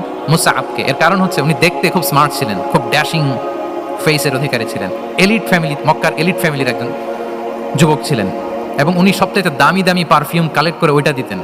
উনি মক্কার কোনো রাস্তা দিয়ে হেঁটে গেলে লোকজন বুঝতো এই রাস্তা দিয়ে কিছুক্ষণ আগে হেঁটে গিয়েছে মুসআব ইবনে উমাইর। সুবহানাল্লাহ। আমরা বাংলায় বলি না যে আগে দর্শনদারি পরে গুণবিচারী, এই কথাটার সাথে পরিচিত আপনারা? আগে দর্শনদারি পরে গুণবিচারী। আল্লাহ তাআলা এক একজনকে আমাদেরকে এক এক অবয়বে সৃষ্টি করেছেন। হুয়াল্লাযী ইউসাউবিরুকুম ফিল আরহামি কাইফা ইয়াশা। আল্লাহর একটা নাম হচ্ছে তিনি আল মুসাউবির, দ্য ডিজাইনার। মায়ের গর্ভে থাকতেই আমাদের কার চেহারা, কার কণ্ঠস্বর, কার স্কিন কালার, কে কিরকম হব সব ফিক্স তিনি ঠিক করে দিয়েছেন। এটা আল্লাহর দেয়া। কিন্তু রাসূল সাল্লাল্লাহু আলাইহি ওয়াসাল্লামের উইজডমের ব্যাপার হচ্ছে তিনি আবু বকর রাদিয়াল্লাহু তাআলা আনহু, ওমর রাদিয়াল্লাহু তাআলা আনহু, ওসমান আলী কাউকে চুজ না করে কাকে পাঠালেন? মুসআব ইবনে উমাইরকে। যে তাকে দেখলেই সবাই আগে পাগল হয়ে যায়, মানে ইমপ্রেস হয়ে যায়। হ্যাঁ, ফার্স্ট ইমপ্রেশনটা তার খুব ভালো, খুব ভালো। উনি মুসআব ইবনে উমাইরকে পাঠালেন এবং যেই প্ল্যান সেই কাজ। উনি যে পুরো মদিনা কাঁপায় ফেলছেন মাশাআল্লাহ। মদিনার ঘরে ঘরে উনি ইসলামের বার্তা পৌঁছে দিয়েছেন এবং স্বয়ং রাসূলুল্লাহ সাল্লাল্লাহু আলাইহি ওয়াসাল্লামের আগে তিনি মদিনাতে জুমার নামাজ পড়েছিলেন। কারণ জুমার বিধান আসছে, কিন্তু মক্কা এমন একটা ল্যান্ড যেখানে এখনো জুমা পড়া আবশ্যক হয় নাই, চারদিকে কুফর বেষ্টিত। তো রাসূল সাল্লাল্লাহু আলাইহি ওয়াসাল্লাম লোক পাঠিয়েছেন যে জুমার বিধান এসছে, মুসাব তুমি কিন্তু মদিনায় যারা আছে তাদেরকে নিয়ে জুমা পড়ে ফেলো। তো মুসাব রাদিয়াল্লাহু তাআলা আনহু স্বয়ং রাসূলুল্লাহ সাল্লাল্লাহু আলাইহি ওয়াসাল্লামের আগে রাসূল সাল্লাল্লাহু আলাইহি ওয়াসাল্লামের পারমিশন নিয়ে মদিনাতে জুমা কায়েম করে ফেলছে। সুবহানাল্লাহ, এত আসতে বললে হবে? সুবহানাল্লাহি ওয়া বিহামদিহি। দেখেন, উইজডম ড্রিভেন পার্সোনালিটির অধিকারী ছিলেন, প্রজ্ঞার অধিকারী ছিলেন, অন্য কাউকে পাঠাননি। কাকে পাঠিয়েছেন? মুসআব ইবনে উমাইর। তাহলে উনি যেই কাজটাই করতেন, যেটা বলতেন, যেটাতে এঙ্গেজ হতেন, এর নেপথ্যে প্রজ্ঞা ছিল। কি ছিল ভাই? উইজডম ছিল। আল্লাহ যেন সেই উইজডম আমাদেরকে দান করেন, আল্লাহ যেন সেই প্রজ্ঞা দিয়ে আমাদেরকে সমৃদ্ধ করেন। আমরা সবাই পড়ি আমিন। তাহলে কয়টা গেল? 3টা। 4 নাম্বার হচ্ছে রিফর্ম সেন্ট্রিক মাইন্ডসেট, মানে রাসূল সাল্লাল্লাহু আলাইহি ওয়াসাল্লাম সংস্কারবাদী ছিলেন আর কি। ভুলভাল দেখলে রিফর্ম করতেন, ইসলাহ করতেন, সংস্কার। এখন তো এই যে অনেকগুলো সংস্কার কমিটি হলো দেখলাম বাংলাদেশে, খুব সুন্দর, বিভিন্ন বিষয়ে সংস্কার হচ্ছে। এবং স্বাধীনতার পরে আমাদের বয়স তো আর বেশি না, মানে সব দলের লোকেরা মিলে একসাথে এরকম বসা, এরপর রাষ্ট্রীয় ইস্যু নিয়ে ডিসকাস করা, এরপর মাঝে মাঝে আবার ওয়ার্কআউট করা, আবার একটু মিষ্টি ঝগড়া করা, আবার একটু ফান করা, এই সব কিছুর মধ্য দিয়ে জাতির জন্য ভাবা, নতুন নতুন চিন্তা প্রণয়ন। That's very good, I do appreciate. এটা দরকার, এমন বাংলাদেশই তো আমরা চেয়েছিলাম, ঠিক কিনা বলেন? তো এই যে রিফর্ম হচ্ছে, এটা অ্যাপ্রিসিয়েবল। রাসূল সাল্লাল্লাহু আলাইহি ওয়াসাল্লামের কিন্তু এই রিফর্ম সেন্ট্রিক মাইন্ডসেট ছিল। অন্যায় দেখলে, ভুলভাল দেখলে, অসঙ্গতি দেখলে, ইনকনসিস্টেন্সি দেখলে শুধরে দিতেন। শুদ্ধাচার অভিযান চালিয়েছেন মক্কাতেও মদিনাতেও, রিফর্ম করতেন। সব খারাপকে তিনি ভালো দিয়ে পরিবর্তন করে দিতেন। আসুন সিরাতের আয়নায়, থ্রু দ্য লেন্স অফ সিরা, আমরা দেখি কিভাবে পরিবর্তন করতেন। রাসূল সাল্লাল্লাহু আলাইহি ওয়াসাল্লামের একটা আদত বা হ্যাবিট ছিল, তিনি কোনো ব্যক্তির বা কোনো স্থানের কোনো বাজে নাম বা খারাপ নাম দেখলে ওটা ভালো নামে চেঞ্জ করে দিতেন। মক্কা থেকে মদিনায় হিজরতের আগে মদিনার নাম ছিল ইয়াসরিব। কি ছিল? ইয়াসরিব মানে হচ্ছে প্রতিশোধ বা নিন্দা বা ক্ষোভ বা ভর্ৎসনা, সবগুলোই খুব বাজে মিনিং ডিনোট করে। রাসূল সাল্লাল্লাহু বললেন, আমি যেই শহরে হিজরত করব এই শহরের নাম ক্ষোভ, এই শহরের নাম হিংসা। এটা হইতে পারে? বলেন। রাহমাতাল লিল আলামিন, হ্যাঁ, mercy and peace for the entire universe করে যাকে আল্লাহ পাঠিয়েছেন, উনি যেই শহরে থাকবেন ওই শহরের নাম প্রতিশোধের শহর। এটা হবে? উনি শহরের নাম চেঞ্জ করে দিলেন। উনি শহরের নাম দিলেন মদিনাতুন নবী। কি দিলেন? মদিনাতুন নবী, অথবা তাবা, তাইবা, চেঞ্জ করে দিলেন, পরিবর্তন করে দিলেন। এক এলাকায় যে বিষ্ণু সাল্লাল্লাহু আলাইহি ওয়াসাল্লাম দেখলেন যে গাছপালা হয় না, উনি বললেন মাসমুহা হাযিহিল আরদ, এই জায়গার নাম কি? সবাই বলে ইসমুহা গাদেরা। গাদেরা মানে হচ্ছে মাকান লা নাবাতা ফিহি ওয়ালা শাজার, এমন জায়গা যেখানে ঘাস লতাপাতা কিছুই জন্মায় না। রাসূল সাল্লাল্লাহু আলাইহি ওয়াসাল্লাম বললেন, এই জন্যই তো ঘাস জন্মায় না, নাম তো রাখছো খুব বাজে একটা নাম। রাসূল সাল্লাল্লাহু আলাইহি ওয়াসাল্লাম বললেন, আজ থেকে এলাকার নাম গাদেরা নয়, এলাকার নাম আজকে থেকে খাদেরা। কি নাম? খাদেরা মানে কি বলেন? সবুজ, গ্রিন, এভারগ্রিন, সবুজ শ্যামল। এবং রাসূল সাল্লাল্লাহু আলাইহি ওয়াসাল্লাম যখন গ্রিন ল্যান্ড নাম দিয়ে দিলেন, এরপর থেকে সবুজ শ্যামল করে আল্লাহ জায়গাটাকে বরকতময় করে দিলেন। Changing names. এক সুন্দরী নারীকে বললেন, মাসমুকি, কি নাম? বলে আসিয়া। আসিয়া মানে অবাধ্য। রাসূল সাল্লাল্লাহু আলাইহি ওয়াসাল্লাম বললেন, তুমি এত সুন্দরী, you are a beautiful lady, আর কি বাজে একটা নাম রেখেছো আসিয়া। তুমি আসিয়া কেন হবে? আজকে থেকে তোমার নাম জামিলা, মানে তুমি সুন্দরী, রূপবতী। সুবহানাল্লাহ, সুন্দর একটা নাম দিয়ে দিলেন। এক সাহাবীর নাম ছিল হাসান। হাসান মানে রাফ এন্ড টাফ, রুক্ষ। রাসূল সাল্লাল্লাহু আলাইহি ওয়াসাল্লাম বললেন, না, হাসান না, তোমার নাম আজকে থেকে সাহাল। কি নাম? সাহাল। সাহাল মানে সহজ। উনি বলেন, যেদিন থেকে সাহাল রাখছি এর আগ পর্যন্ত নাকি ওনার অসুস্থতা, রোগ বালাই একটার পর একটা লেগেই থাকতো। যেদিন থেকে সাহাল, ওই দিন থেকে উনি বলেন যে আল্লাহ তাআলা নবীর এই নাম চেঞ্জ করে দেওয়ার বারাকায় আমার পুরো জীবনের সব কাজকে আল্লাহ তাআলা সহজ করে দিয়েছে। তাহলে রিফর্ম সেন্ট্রিক মাইন্ডসেট, আমরাও খারাপ কিছু দেখলে ভালো দিয়ে পরিবর্তন করব। কি বলেন? ইনশাআল্লাহ বলেন সবাই। আচ্ছা, এটা তো নাম চেঞ্জ করে দেয়া। এবার সোশ্যাল রিফর্ম তিনি কি কি করেছেন আমরা একটু দেখি। তিনি যখন যুবক, মক্কায় এক ইয়ামানি লোক ব্যবসা করতে এসে তার প্রোডাক্ট বিক্রি করার পরে, আস ইবনে ওয়াইল নামে এক লোকের কাছে বিক্রি করার পরে যখন দাম চাইতে গেল আজ বলে, আরে বেটা আমরা মক্কার সন্তান, আমরা দাম দিব না। তো সে ভাবলো হয়তো আমার সাথে ঠাট্টা করেছে, হজের মৌসুম যাক, বেচাকেনা শেষ করে যাওয়ার পথে দামটা নিয়ে যাব। সে ফেরার দিন আবার গেল যে আমার তো জিনিসের দামটা আপনি দিলেন না। সে বলে, আমরা এই ভূখণ্ডের মালিক, আমরা দাম দেই না, এটা তো বড় জুলুম। সে কান্নাকাটি শুরু করলো। তার এই কান্নাকাটি দেখে আল্লাহ রাসূল সাল্লাল্লাহু আলাইহি ওয়াসাল্লাম ওনার চাচা জুবাইর ইবনে আব্দুল মুত্তালিব সহ ইয়াং স্টার যারা আছে, দ্য ইয়ুথ অফ মক্কা, তাদের সবাইকে নিয়ে একটা সোসাইটি করলেন। এই যে আমরা হালাফুল ফুজুলের নাম শুনি না, যেটা বাংলায় আমরা কি বলি হিলফুল ফুজুল, এই নামে তো অনেক সংগঠন আছে বাংলাদেশে, কি বলেন? যুবকরা কোনো সংগঠন করলে কমনলি এই নামটা পছন্দ করে, হিলফুল ফুজুল। আসলে এটার মূল নাম ছিল হালাফুল মুত্তাইয়িবিন। তিব মানে হচ্ছে রং। রাসূল সাল্লাল্লাহু আলাইহি ওয়াসাল্লাম সবাই মিলে, তখন জাহিলি যুগে একটা কালচার ছিল, বালতি ভর্তি রঙের ভেতরে হাত ঢুকিয়ে দিত, দিয়ে এই রং সমেত হাতটা তারা পাথরের মধ্যে লাগাতো, সবার হাত ওইখানে দিত, মানে আমরা হাতে হাত রেখে কমিটেড, আমরা ঐক্যবদ্ধ হলাম। সেখান থেকে হয়েছে হালাফুল মুত্তাইয়িবিন, থেকে হালাফুল ফুজুল। ওনারা বলল যে না, আমরা সবাই থাকবো মা আল মাজলুমি দিদ্দা যালিম, আমরা মজলুমের পক্ষে থাকবো, জালিমের বিপক্ষে থাকবো। এবং যেই প্রতিজ্ঞা ওই কাজ, সবাই মিলে আসিফ ইবনে ওয়াইলকে ধরলো, তার কাছ থেকে টাকা আদায় করে ওই ইয়ামানি ব্যবসায়ীর কাছে পৌঁছে দিয়ে তিনি মাজলুমকে সহায়তা করেছেন। সুবহানাল্লাহ। এবং এই টেন্ডেন্সি, এই জুলুম, চাঁদাবাজি যেগুলো ছিল মক্কার জমিনে, রাসূল সাল্লাল্লাহু আলাইহি ওয়াসাল্লাম সোশ্যাল রিফর্মের মাধ্যমে এটাকে সংস্কার করেছেন। তাহলে এই যে রিফর্ম সেন্ট্রিক আমাদের হইতে হবে। আমাদের সমাজেও এখন চাঁদাবাজি আছে না নাই বলেন? খুন খারাপি আছে না নাই? সামাজিক অনাচার? তাহলে ঐক্যবদ্ধ হইতে হবে আমাদেরকে রিফর্মের জন্য। যুবক যারা আমরা আছি, যাদেরকে আল্লাহ আমাদের বলার সুযোগ দিয়েছে, লেখার সুযোগ দিয়েছে, ফিল্ডে কাজের সুযোগ দিয়েছে, আমরা সবসময় মাজলুমের পক্ষে থাকবো, আমরা সবসময় জালেমের বিপক্ষে থাকবো। আমাদের নীরবতা আর আমাদের নিশ্চুপ থাকাই জালিমদেরকে আর বড় বড় জালিম বানিয়েছে। এজন্য নাহনু মাআল মাজলুম দিদ্দা যালিম, এটা হচ্ছে আমাদের স্লোগান। আমরা কাদের সাথে? মজলুমের সাথে। আওয়াজ করে বলেন, কার সাথে? ইত্তাকু দাওয়াতাল মাজলুম। রাসূলুল্লাহ সাল্লাল্লাহু আলাইহি ওয়াসাল্লাম বলেন, তোমরা মাজলুমের কান্নাকে ভয় করো, কেননা মাজলুমের কান্না আর আল্লাহর মাঝে কোনো ফারাক থাকে না, কোনো পর্দা থাকে না, বদদোয়া করলেই কবুল হয়ে যায়। তাহলে এভাবে রাসূলুল্লাহ সাল্লাল্লাহু আলাইহি ওয়াসাল্লাম তিনি সোশ্যাল রিফর্ম করেছেন।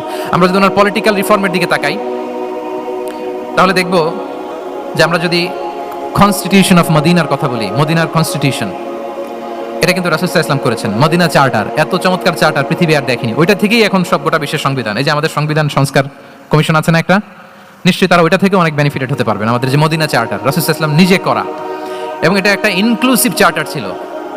মুসলিম, পেগানস, জুইশ, সব ধর্মের মানুষকে নিয়ে তিনি মদিনাতে ওয়ান উম্মাহ ঘোষণা দিয়েছিলেন। ওয়ান উম্মাহ, উই আর ওয়ান উম্মাহ। হোক তুমি পেগান মুশরিক, হোক তুমি জুইশ মানে ইহুদি, হোক তুমি মুসলিম, তুমি যেই ধর্মের হও না কেন, মদিনাকে রক্ষা করতে যে আমরা সবাই মিলে উম্মাহ ওয়াহিদা, আমরা সবাই মিলে কি উম্মাহ ওয়াহিদা। পৃথিবীর অনেক দেশ এই আইডিওলজিকে ধারণ করে হু হু করে এগিয়ে গিয়েছে। মালয়েশিয়াতে 3টা রেস, আমি তো প্রায় এক যুগ ওখানে, আমার 2টা ডিগ্রি ওখান থেকে, মাস্টার্স পিএইচডি। আমি কাছ থেকে তাদেরকে দেখার সুযোগ পেয়েছি। ওখানে মালয়েরা আছে, তামিলরা আছে, চাইনিজরা আছে, 3 জাতি মিলে ওদের স্লোগান হচ্ছে সাতু মালয়েশিয়া। মালয় ভাষায় সাতু মানে হচ্ছে ওয়ান, মালয় ভাষায় সাতু মানে কি ওয়ান। সাতু মালয়েশিয়া মানে আমরা হতে পারি চাইনিজ, হতে পারি তামিল, কিংবা হতে পারি মালয় ভূমিপুত্রা, কিন্তু সবাই মিলে দেশের স্বার্থে আমরা সবাই কি এক। এটাই লাগবে আমাদের নতুন বাংলাদেশে। জুলাই আপরাইজিং এর পরে আমাদের এই ঐক্যবদ্ধ থাকার বাংলাদেশ আমরা চাই কি চাই না বলেন? সাম্রাজ্যবাদকে রুখে দিতে, যে কোনো ষড়যন্ত্রকে রুখে দিতে ঐক্যবদ্ধ থাকার কোনো বিকল্প নাই, ঠিক কিনা বলেন? ঐক্যবদ্ধ থাকতে হবে আমাদেরকে, যেটা রাসূলুল্লাহ সাল্লাল্লাহু আলাইহি ওয়াসাল্লাম মদিনা চার্টারে আমাদেরকে শিখিয়েছেন যে আমরা ওয়ান উম্মাহ। তাহলে খারাপ নাম দেখলে চেঞ্জ করতেন, সমাজে খারাপ কিছু দেখলে সংঘবদ্ধ হয়ে তার বিরুদ্ধে দাঁড়াতেন। পলিটিক্যাল রিফর্ম করেছেন ওয়ান উম্মাহ গঠনের মধ্য দিয়ে। ফিনান্সিয়াল রিফর্ম যদি বলি, শুধু financial reforms by prophet Muhammad peace be upon him, এটা নিয়ে লম্বা কথা বলা যেতে পারে। শুধু একটা উদাহরণ দিয়ে শেষ করি। বিদায় হজের ভাষণে উনি সুদকে চিরতরে কবরস্থ করেছেন, সুদকে চিরতরে কবরস্থ করেছেন, এবং এটা অন্যের জন্য না, নিজের ঘর দিয়ে শুরু করেছেন। উনি বলেছেন যে এই হানাহানি রক্তপাত এটা বন্ধ, আমার গোত্রের একটা এরকম রক্তের দাবি আছে, এটা আমি শেষ ঘোষণা করলাম। এরপর বললেন যে সুদ কবর দিলাম, অন্য জায়গা থেকে না, আমার পরিবার থেকে। রাসূল ইসলামের চাচা স্বয়ং আব্বাস রাদিয়াল্লাহু তাআলা আনহুর অনেক সুদের ট্রানজাকশন ছিল, ইন্টারেস্ট, সুদের ব্যবসা ছিল। রাসূল ইসলাম বলেন আজকে থেকে এই সুদ আমি চিরতরে মাটির নিচে কবর দিয়ে দিলাম। আল্লাহু আকবার। দেখেন সোশ্যাল রিফর্ম। তাহলে পরিবর্তন করতে হলে আগে নিজের ঘর থেকে, আগে কোত্থেকে? নাকি ওই ফ্যামিলি থেকে? হ্যাঁ, আমাদের মধ্যে যেটা হয়, আমরা ওয়াজ নসিহত বা ভালো কথা শুনলেই এটাকে ধরে নিই যে এটা ওর জন্য, ওর জন্য, মানে প্রত্যেকটা ওয়াজই যে আমার জন্য হইতে পারে, প্রত্যেকটা নসিহতের যে প্রাইম অডিয়েন্স আমি হইতে পারি, এইটা আমাদের মাথায় কেন যেন আসে না। আমরা কোনো ভালো নসিহত শুনলে আমরা ভাবি এটা আসলে সমাজে দরকার, ওর দরকার, আমার ভাইয়ের দরকার, কিন্তু এটা যে আমার দরকার, প্রতিটা নাসিহাতের প্রথম অডিয়েন্স হওয়া দরকার কে? আমি নিজে। তাহলে পরিবর্তন শুরু করতে হবে নিজ থেকে, ওর এই সমস্যা, ওর এই সমস্যা, ওর এটা। আরে মিয়া তোমার কি সমস্যা এটা বলো। শুধু ওর ওর না দেখে নিজেরটাও দেখতে হবে। দেখেন অন্যের দিকে এক আঙ্গুল দেখালে নিজের দিকে কয় আঙ্গুল যায় বলেন তো? এই যে নিজের দিকে কিন্তু তিনটা। আমি যদি এরকম করি তা আমার দিকে আসে তিনটা। এই জন্য নিজ থেকে, নিজের ফ্যামিলি থেকে আমরা সংস্কার শুরু করব। কি বলেন? ওমরে ফারুক রাদিয়াল্লাহু তাআলা আনহু যখন ফ্যামিলি মিটিংয়ে বসতেন, উনি ওনার সন্তানদেরকে বলতেন, শোনো, তোমরা খলিফাতুল মুসলিমিন, আমিরুল মুমিনিনের সন্তান। তোমাদের কোনো বাজে কাজ যদি সমাজে আসে, তোমাদের কোনো অন্যায় যদি আমার কানে আসে, অন্যের জন্য যা শাস্তি তোমাদের জন্য হবে ডবল শাস্তি। ওমরে ফারুক সন্তানদেরকে বলতেন, তোমরা যদি কোনো ভুল করো, একটা যদি হদ কায়েম করা লাগে এমন অন্যায় যদি করো, একটা হচ্ছে আল্লাহর দেয়া হদ, আর একটা হবে আমি উমরের দেয়া হদ। আমার মতো খলিফাতুল মুসলিমিনের সন্তান হয়ে পাপ তুমি কেন করলে? দেখেন অন্যের বাচ্চা কি করছে, অন্যের, আমাদের তো ওই মেয়েটার সমস্যা, ওনার ছেলের সমস্যা, এগুলো আমার ছেলের যে কি অবস্থা, আমার পরিবারের যে কি হালাত, আমার স্ত্রীর যে কি দশা, ওইটা নিয়ে আমরা ভ্রুক্ষেপ করি না বা চিন্তা করি না। তাহলে সম্মানিত সুধী মণ্ডলী, আমরা পরিবর্তন শুরু করবো কোত্থেকে? অন্যের বাড়িঘর থেকে নাকি? হ্যাঁ, কোত্থেকে? নিজ থেকে। আল্লাহ তাআলা আমাদেরকে তৌফিক দান করুক। তাহলে কয়টা গেল? 4টা। এখন আপনারা তো ক্লান্ত হয়ে গেছেন মনে হচ্ছে, সময় অনেক হয়ে গেছে। আরো কয়েকটা পয়েন্ট বলা যাবে নাকি? হ্যাঁ, মোট কয়টা ছিল পয়েন্ট? সবগুলো শুনবেন? আচ্ছা, 5 নম্বরে হচ্ছে ওপেন মাইন্ডেড। আমার প্রিয় নবী বলেন ওপেন মাইন্ডেড ছিলেন না ন্যারো মাইন্ডেড? সবাই বলবেন, গ্যালারির সবাই আওয়াজ করে, তিনি ওপেন মাইন্ডেড না ন্যারো মাইন্ডেড ছিলেন? রাসূলুল্লাহ সাল্লাল্লাহু আলাইহি ওয়া আলিহি ওয়াসাল্লাম ওপেন মাইন্ডেড ছিলেন। যে কেউ ওনাকে অ্যাপ্রোচ করতেন পারতেন easily. He was very approachable. ছোট বড় আবাল বৃদ্ধ বনিতা ওনার সাথে কথা বলতে স্বাচ্ছন্দ্য বোধ করতো, ভয় পেত না। এই জন্য সিরাতের পরতে পরতে দেখবেন এক শিশু এসে প্রশ্ন করে, নারী এসে প্রশ্ন করে, বৃদ্ধ এসে প্রশ্ন করে, বন্ধু এসে প্রশ্ন করে, শত্রু এসে কনভারসেশন করে, সবাই এসে ওনার সাথে কথা বলতে পারতো। সুবহানাল্লাহ। এবং এগুলো উনি অ্যাকোমোডেট করতে পারতেন। কি করতে পারতেন?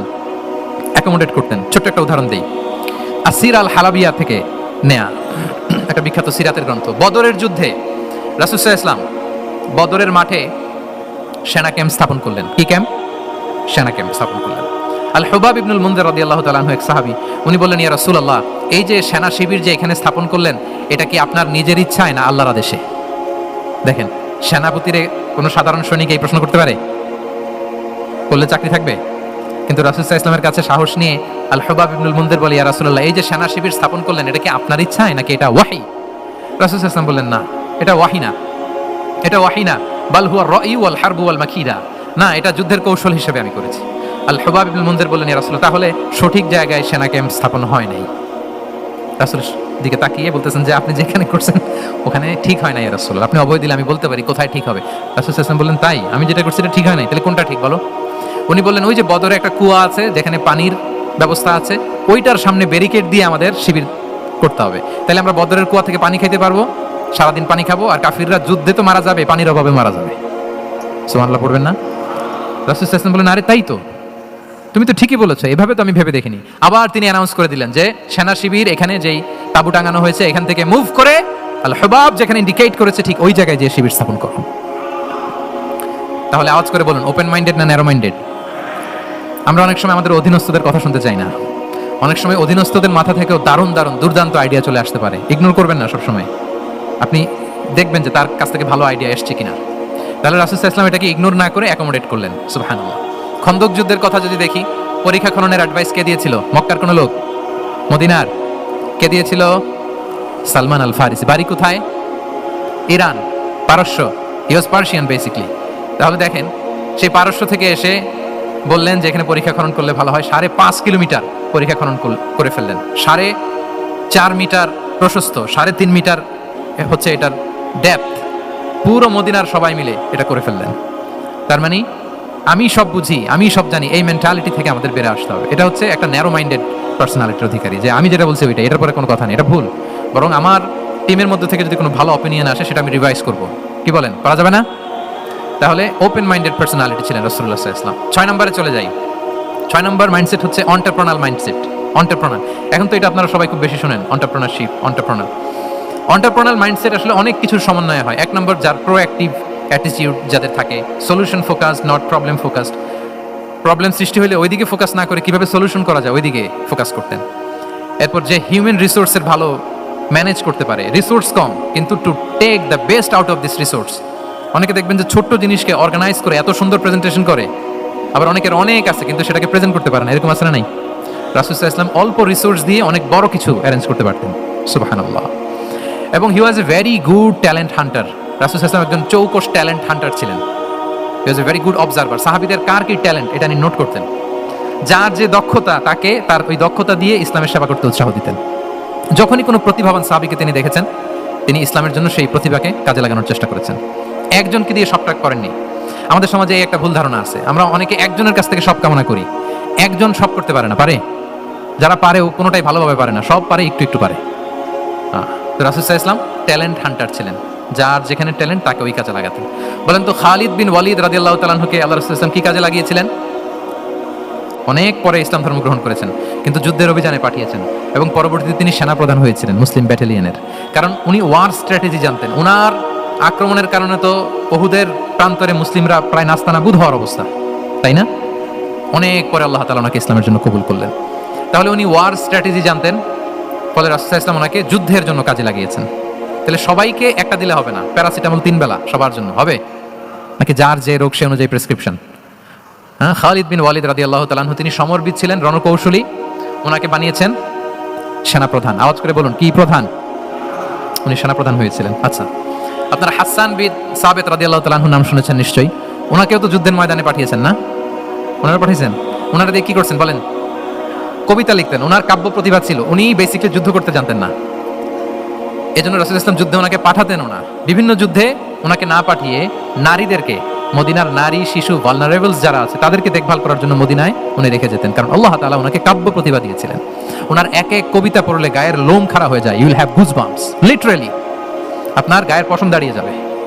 এবং উনি ওনার কবিতা দিয়ে মুসলিমদেরকে, সাহাবীদেরকে উজ্জীবিত করতেন। মসজিদে নববীতে আল্লাহ রাসূল সাল্লাল্লাহু আলাইহি ওয়াসাল্লাম ওনার মিম্বারের পাশে শুধু হাসান বিন সাবিত রাদিয়াল্লাহু তাআলা আনহুর জন্য আলাদা একটা মিম্বার বানিয়েছিলেন, যে হাসান তুমি ওখানে উঠে কবিতা লিখে আমার সাহাবাদেরকে উজ্জীবিত করবে জিহাদের জন্য। আল্লাহু আকবার। তাহলে একজনকে সেনাপ্রধান, আরেকজনকে জাতীয় কবি, আরেকজনকে হাসান বিন সাবিত রাদিয়াল্লাহু তাআলা কি বানালেন? জাতীয় কবি বানালেন। আচ্ছা, হুযাইফা ইবনুল ইয়ামান রাদিয়াল্লাহু তাআলা আনহু, ওনার ছিল ডিটেকটিভ মাইন্ড, এজন্য ওনাকে রাসূল সাল্লাল্লাহু আলাইহি ওয়াসাল্লাম মদিনার গোয়েন্দা বিভাগের প্রধান বানিয়েছেন, হেড অফ ডিটেকটিভ ডিভিশন। হুযাইফা ইবনুল ইয়ামান ছিলেন মদিনার কি? হেড অফ ইন্টেলিজেন্স, গোয়েন্দা বিভাগের প্রধান। মুআয ইবনে জাবাল রাদিয়াল্লাহু তাআলা আনহু প্রশাসনিক কাজ খুব ভালো বুঝতেন। মদিনার সবচাইতে বড় সিনিয়র আমলা ছিলেন মদিনা রাষ্ট্রের। মদিনা রাষ্ট্রের সবচাইতে সিনিয়র আমলা মুআয ইবনে জাবাল রাদিয়াল্লাহু তাআলা আনহুকে রাসূল সাল্লাল্লাহু আলাইহি ওয়াসাল্লাম কবিতা লেখার দায়িত্বও দেন নাই, গোয়েন্দাগিরি করতে দেন নাই, ওনাকে ইয়ামানের গভর্নর করে পাঠিয়েছেন। সুবহানাল্লাহ বিহামদি। তাহলে যার যে যোগ্যতা তাকে সেই জায়গায় কাজে লাগানো, এটাকে বলে এন্টারপ্রেনাল মাইন্ডসেট। এটা কি বলে? এন্টারপ্রেনাল মাইন্ডসেট। আল্লাহ হাবিব সাল্লাল্লাহু আলাইহি ওয়াসাল্লামের এই মাইন্ডসেট ছিল। 7 নম্বরে হচ্ছে কনসিডারেট। 7 নম্বরে কি? কনসিডারেট। আমি খুব দ্রুত শেষ করে যাব ইনশাআল্লাহ। আপনারা বোরিং হচ্ছেন না তো? ক্লান্ত হচ্ছেন কারা কারা দেখি হাত তোলেন। আচ্ছা, তাহলে একটা তাকবীর পড়ুন আওয়াজ করে, আল্লাহু আকবার। আর জোরে পড়ুন, আল্লাহু আকবার, আল্লাহু আকবার। মাশাআল্লাহ, এই তো ক্লান্তি টান্তি চলে গেছে না? এবার ঘুমটুম ঝিমুনি যেটা আসছে চলে গেছে আলহামদুলিল্লাহ। 7 নম্বর মাইন্ডসেট হচ্ছে কনসিডারেট মাইন্ডসেট। কনসিডারেট মানে হচ্ছে সুবিবেচক, যার বিবেচনা আছে, অথবা যে অন্যের প্রতি সহানুভূতিশীল, উচ্চ বিবেকবোধ সম্পন্ন ব্যক্তিত্ব। রাসূল সাল্লাল্লাহু আলাইহি ওয়াসাল্লাম he was the man of 6 senses. ওনার 6টা সেন্স কাজ করতে একসাথে। কয়টা? আমাদের করে কয়টা? 5টা তো আল্লাহ দিছে, অনেকের 3টাও কাজ করে না। কোন দিক দিয়ে কি হচ্ছে দিন দুনিয়ায় নাই, সে একেবারে অন্য জগতের মানুষ। কি হচ্ছে চোখ কান খোলা নাই, কিছু জানা নাই। কিন্তু রাসূল সাল্লাল্লাহু আলাইহি ওয়াসাল্লাম he was man of 6 senses. চারদিকে কোথায় কি হচ্ছে, কার একটু অসুবিধা হয়ে যাচ্ছে, কার একটু সমস্যা, খুব অন্যের ব্যথায় ব্যথিত ছিলেন, অন্যের দুঃখে দুঃখী ছিলেন, অন্যের প্রতি সহানুভূতি ছিলেন। ম্যান অফ 6 সেন্সেস ছিলেন তিনি। সিরাত থেকে 2-একটা উদাহরণ দেখেন। একবার রাতের নামাজ, সম্ভবত এশার নামাজ, খুব ছোট্ট করে শেষ করে দিলেন। তো সাহাবারা জিজ্ঞেস করলেন, ইয়া রাসূলুল্লাহ, নামাজ তো এত তাড়াহুড়ো করতে আপনাকে কখনো দেখিনি। তিনি বললেন, আমি নামাজের মাঝখানে এক ছোট্ট বাচ্চার কান্না শুনেছি। আনাস রাদিয়াল্লাহু বর্ণনা করেন যে কানা রাসূল সাল্লাল্লাহু আলাইহি ওয়াসাল্লাম ইয়াসমাউ বুকা আস-সাবিয়্যি মা উম্মি। আমি যখন নামাজে ইমামতি করছি, পেছনে মহিলাদের কাতারের ওখান থেকে একটা ছোট্ট শিশুর কান্নার আওয়াজ আমার কানে আসলো। দেখেন কি সেন্স। তো আমার মনে হচ্ছিল বাচ্চার কান্নায় পেছনের কাতারে মায়ের বড্ড কষ্ট হচ্ছে। যেই মাটা বাচ্চাটাকে নিয়ে এসছে উইমেন প্রেয়ার হলে, তাকে বাচ্চাটাকে ম্যানেজ করতে বা সামলাতে মায়ের বড্ড কষ্ট হয়ে যাচ্ছে আমার মনে হচ্ছে। এজন্য আমি নামাজটা একটু শর্টকাটে শেষ করে দিয়েছি। Could you imagine that? কি নবী আমরা পেয়েছি, কিরকম কনসিডারেট ছিলেন, কতটা সুবিবেচক ছিলেন, অন্যের প্রতি কতটা সহানুভূতিশীল ছিলেন তিনি। অন্যের যাতে কোনো সমস্যা না হয় এটা খেয়াল করতেন। মুআয ইবনে জাবাল রাদিয়াল্লাহু তাআলা আনহুকে মদিনার পাশেই এক মসজিদের ইমাম করে পাঠালেন। উনি ইমামতির দায়িত্ব পেয়ে একবার মাগরিবের নামাজে সূরা বাকারা তেলাওয়াত শুরু করলেন। কোরআনের সবচাইতে ছোট সূরা, তাই না? সূরাতুল বাকারা, হ্যাঁ, সবচেয়ে ছোট সূরা। তো ওনার হয়তো তেলাওয়াত করতে করতে একটা ইমোশন চলে আসছে, উনি তো সুরের ঝংকার দিয়ে তেলাওয়াত করতেছেন। এখন পিছনে যারা মুসল্লি ছিল এরা ছিল সব কৃষিজীবী সাহাবী। এরা কি ছিল? সারা দিন ওট দিয়ে খেজুর গাছে পানি দিয়ে যান যায় যায় কোনো রকম ফরজ পেরে যায় ঘুমাইতে হবে। এই সাহাবীরা যখন পিছনে দাঁড়াইছে আর উনি ধরছে কোন সূরা, আওয়াজ করে বলুন না একটু, সূরাতুল বাকারা। এখন ওনারা তো আর থাকতে পারে না, ওনার সাথে থাকতে না পারে এক সাহাবী নামাজ রেখে দিয়ে ডাইরেক্ট রাসূল সাল্লাল্লাহু আলাইহি ওয়াসাল্লামের কাছে। কারণ বড় হুজুর তো আছে মদিনায়, যে বিচার দিছে ইয়া রাসূলুল্লাহ, দেখেন এমন একজনকে ইমাম করে অ্যাসাইন করেছেন, উনি মাগরিবের সালাতে সূরা বাকারা পড়ে, আর আমরা হচ্ছি কৃষিজীবী শ্রমজীবী সাহাবী, আমাদের তো এত বড় কেরাতের সাথে জয়েন করা সম্ভব না। রাসূল সাল্লাল্লাহু আলাইহি ওয়াসাল্লাম রেগে গেলেন, চেহারাটা আগুনের গোলার মতো লাল হয়ে গেল। মুআয ইবনে জাবাল রাদিয়াল্লাহু তাআলা আনহুকে ডেকে পাঠালেন, ডেকে বললেন, আফাত্তানুন আনতা ইয়া মুআয, আফাত্তান, তুমি কি ফিতনা সৃষ্টি করতেছো? ওখানে পাঠাইছি কমিউনিটির ইউনিটি ধরে রাখার জন্য, তুমি ওখানে যে ফিতনা সৃষ্টি করতেছো। তুমি কি সাব্বিহ ইসমা রাব্বিকাল আ'লা এই সূরা তোমার মুখস্থ নাই? ওয়াদ-দুহা ওয়াল লাইলি ইযা সাজা এটা পারো না? ওয়াশ-শামসি ওয়া দুহাহা এটা মুখস্থ নাই? তো তুমি কেন এই সূরাগুলো দিয়ে নামাজ পড়াও না? কেন পড়াও না? এরপর তিনি বললেন, যখন ইমামতির সুযোগ পাবে, সুযোগ পেয়ে লম্বা কেরাত ধরো না, ছোট্ট কেরাত দিয়ে নামাজ শেষ করো। কেননা তোমার পেছনে বয়স্করা আছে, মুরব্বীরা আছে, অসুস্থরা আছে। জাল হাজা, তার একটা জরুরি কাজ পড়ছিল, যাচ্ছিল, হঠাৎ মাগরিবের আজান, ভাবলো রাস্তার পাশে যেহেতু আজান দিছে নামাজটা পড়ে নেই। নামাজে ঢুইকা দেখছে আপনি সূরা বাকারা ধরছেন, তো বেচারা কি কাজ করবে না কি করবে? আর তার তো নিয়ত ছিল ফরজ নামাজটা পড়ি যে বাস ধরবো, এখন আপনি ধরছেন কোন সূরা? বাকারা। দেখেন রাসূল সাল্লাল্লাহু আলাইহি ওয়াসাল্লাম বললেন, যখন ইমামতির চান্স পাবে ছোট সূরা পড়বে, আর যখন তুমি একা পড়বে ফালিউতাউবিল মাশা, যত লম্বা করতে মনে চায় করো। রুকু করো লম্বা, সেজদা করো লম্বা, কেরাত করো লম্বা। রাসূল সাল্লাল্লাহু আলাইহি ওয়াসাল্লাম তো রাতে আধা ঘন্টা 40 মিনিট প্রথম রাকাতে কেরাত পড়তেন, এরপরে আবার 40 মিনিট রুকুতে থাকতেন, রুকু থেকে দাঁড়ায় আবার 40 মিনিট, আবার সেজদায় যেয়ে 40 মিনিট, এরপরে সেজদা থেকে দুই সেজদার মাঝখানে আবার 40 মিনিট, 2 রাকাত দিয়ে এরকম রাতও শেষ করে দিচ্ছেন। তো আপনার লম্বা যদি পড়তে মনে চায়, আপনি তো আপনার ব্যক্তিগত নফল সালাতে এভাবে লম্বা করবেন। কিন্তু আমাদের হয়ে গেছে উল্টা, একাকী নামাজ কোন রকম রুকু সেজদা এরকম হয়ে গেছে না অনেকটা। কিন্তু ইমামতির সুযোগ পেলে মাশাআল্লাহ, আল্লাহু আকবার, এইবার শুরু হয়েছে শাইখ সুদাইসির কণ্ঠে এই লম্বা করে। এখন পেছনে মুসল্লিদের কি দশা ওইটা আর আমরা খেয়াল করি না। আমাদেরকে অন্যের প্রতি সহানুভূতিশীল হতে শিখিয়েছে ইসলাম, কনসিডারেট হতে শিখিয়েছে, সুবিবেচক হতে শিখিয়েছে, যেটা রাসূল সাল্লাল্লাহু আলাইহি ওয়াসাল্লাম করেছেন। এবং রাসূল সাল্লাল্লাহু আলাইহি ওয়াসাল্লাম কোনো কাজে কাউকে পাঠালে ওনার বিখ্যাত সে বাণীটা বলে দিতেন যে ইয়াসসিরু ওয়ালা তুআসসিরু বাশশিরু ওয়ালা তুনাফিরু, সহজ করে উপস্থাপন করো, কঠিন করো না। সুসংবাদ দিও, মানুষকে দিন থেকে ভাগিও না। আমরা মানুষকে ভয় দেখাই, আমরা এত কঠিন করে ইসলামকে উপস্থাপন করি, মানুষ বলে আগে যেটা করতাম ওইটাই ভালো। আমরা যেন দিনকে কঠিন না করি, আমাদের কোনো অ্যাটিটিউডের কারণে যেন মানুষ ইসলাম থেকে ভেগে না যায়। আরেকটা উদাহরণ দেখুন, একবার মাগরিবের কিংবা এশার নামাজে রাসূল সাল্লাল্লাহু আলাইহি ওয়াসাল্লাম লম্বা সেজদা দিলেন। এত লম্বা সেজদা তিনি কখনো দেন না। নামাজ শেষে সাহাবারা জিজ্ঞেস করলেন, ইয়া রাসূলুল্লাহ, আপনি কি নামাজের মাঝখানে অসুস্থ হয়ে গেলেন নাকি? অথবা কোরআনের আয়াত নাজিল হলো নাকি, ওহী নাজিল হলো নাকি? রাসূল সাল্লাল্লাহু আলাইহি ওয়াসাল্লাম বললেন, কুল্লু যালিকা লাম ইয়াকুন ওয়ালাকিন ইবনি ইরতাহালানি ওয়া কারিহতু আন উআজ্জিলাহু হাত্তা ইয়াকদিয়া হাজাতাহ। বললেন না, অসুস্থ হই নাই, ওহীও নাজিল হয় নাই। আমি যখন সেজদায় গিয়েছি, আমার 2 ছোট নাতি হাসান হোসেন আমার কাঁধের উপরে চেপে বসেছে। যতক্ষণ না ওরা খেলা শেষ না করে নিচে নেমেছে, আমি সেজদায় লুটিয়েছিলাম, নেমেছে এরপরে মাথা উঠিয়েছি। আমার মাথা উঠানোর কারণে ওদের খেলার একটু ডিস্টার্ব হবে, এজন্য আমি আর সেজদা থেকে মাথা উঠাই নাই। সুবহানাল্লাহ পড়বেন না? দেখেন, নাতির খেলার যেন ডিস্টার্ব না হয়। পেছনের মহিলা সারির এক বোনের নামাজের সমস্যা হচ্ছে, এগুলো উনি খেয়াল করতেন, ছোট ছোট বিষয়গুলো উনি খেয়াল করতেন। এটাকে বলে কনসিডারেট মাইন্ডসেট। কি বলে? তাহলে আমরা অন্যের প্রতি যেন সহানুভূতিশীল হই, নাকি শুধু নিজেরটাই দেখবো? অন্যেরটা দেখার দরকার আছে না নাই বলেন? আচ্ছা, 8 নাম্বার হচ্ছে ট্রান্সপারেন্সি। ট্রান্সপারেন্সি মানে হচ্ছে স্বচ্ছতা। ওনার জীবনের চাইতে, ওনার বায়োগ্রাফির চাইতে স্বচ্ছ বায়োগ্রাফি আপনি পাবেন না। No public and private division, and in the long history of time no one's life has been recorded more transparently than the life of prophet Muhammad সাল্লাল্লাহু আলাইহি ওয়াসাল্লাম। রাসূল সাল্লাল্লাহু আলাইহি ওয়াসাল্লামের চেয়ে বেশি পৃথিবীতে এমন সেকেন্ড কোনো পার্সন আপনি দেখাতে পারবেন না যার জীবনের সবকিছু রেকর্ডেড। সবকিছু রেকর্ডেড। এরকম আছে? ঘরে কি করেছেন, বাইরে কি করেছেন, স্ত্রীর সাথে কি করেছেন, বন্ধুর সাথে কি করেছেন, সাহাবাদের সাথে কি করেছেন, শত্রুর সাথে কি করেছেন, অল আর রেকর্ডেড। সব এন্ড ক্রিস্টাল ক্লিয়ার, একেবারে স্বচ্ছ পানির মতো, স্ফটিক কাচের মতো ক্লিয়ার, ট্রান্সপারেন্ট। ওনার সব কাজে উনি স্বচ্ছতা বজায় রাখতে চাইতেন। কতটা স্বচ্ছ ছিলেন, একটা মজার ঘটনা শোনাই আপনাদেরকে। সহিহ বুখারীতে এসেছে, রমাদানের শেষ 10 দিন, দ্য লাস্ট 10 days অফ রমাদানে তিনি ইতিকাফ করতেন। তো ইতিকাফ অবস্থায় স্ত্রীরা এসে রাতে দেখা করে যেত, জরুরি কথা আলাপ থাকলে সেরে যেত। একবার রাতে সফিয়া বিনতে হুয়াই ইবনে আখতাব রাদিয়াল্লাহু তাআলা আনহা আসলেন, ওনার স্ত্রী। কথা হলো এবার ওনাকে একটু এগিয়ে দিবেন, মসজিদ থেকে রাসূল সাল্লাল্লাহু আলাইহি ওয়াসাল্লাম বারান্দার দিকে পাশ দিয়ে আসলেন এগিয়ে দেওয়ার জন্য। ইন দ্য মিন টাইম, ভাই ভিডিও করবেন না, mobile should be in pocket. জি, বারবার বলবো না, পকেটে থাক, অন্যদের ডিস্টার্ব হচ্ছে আমি দেখতেছি।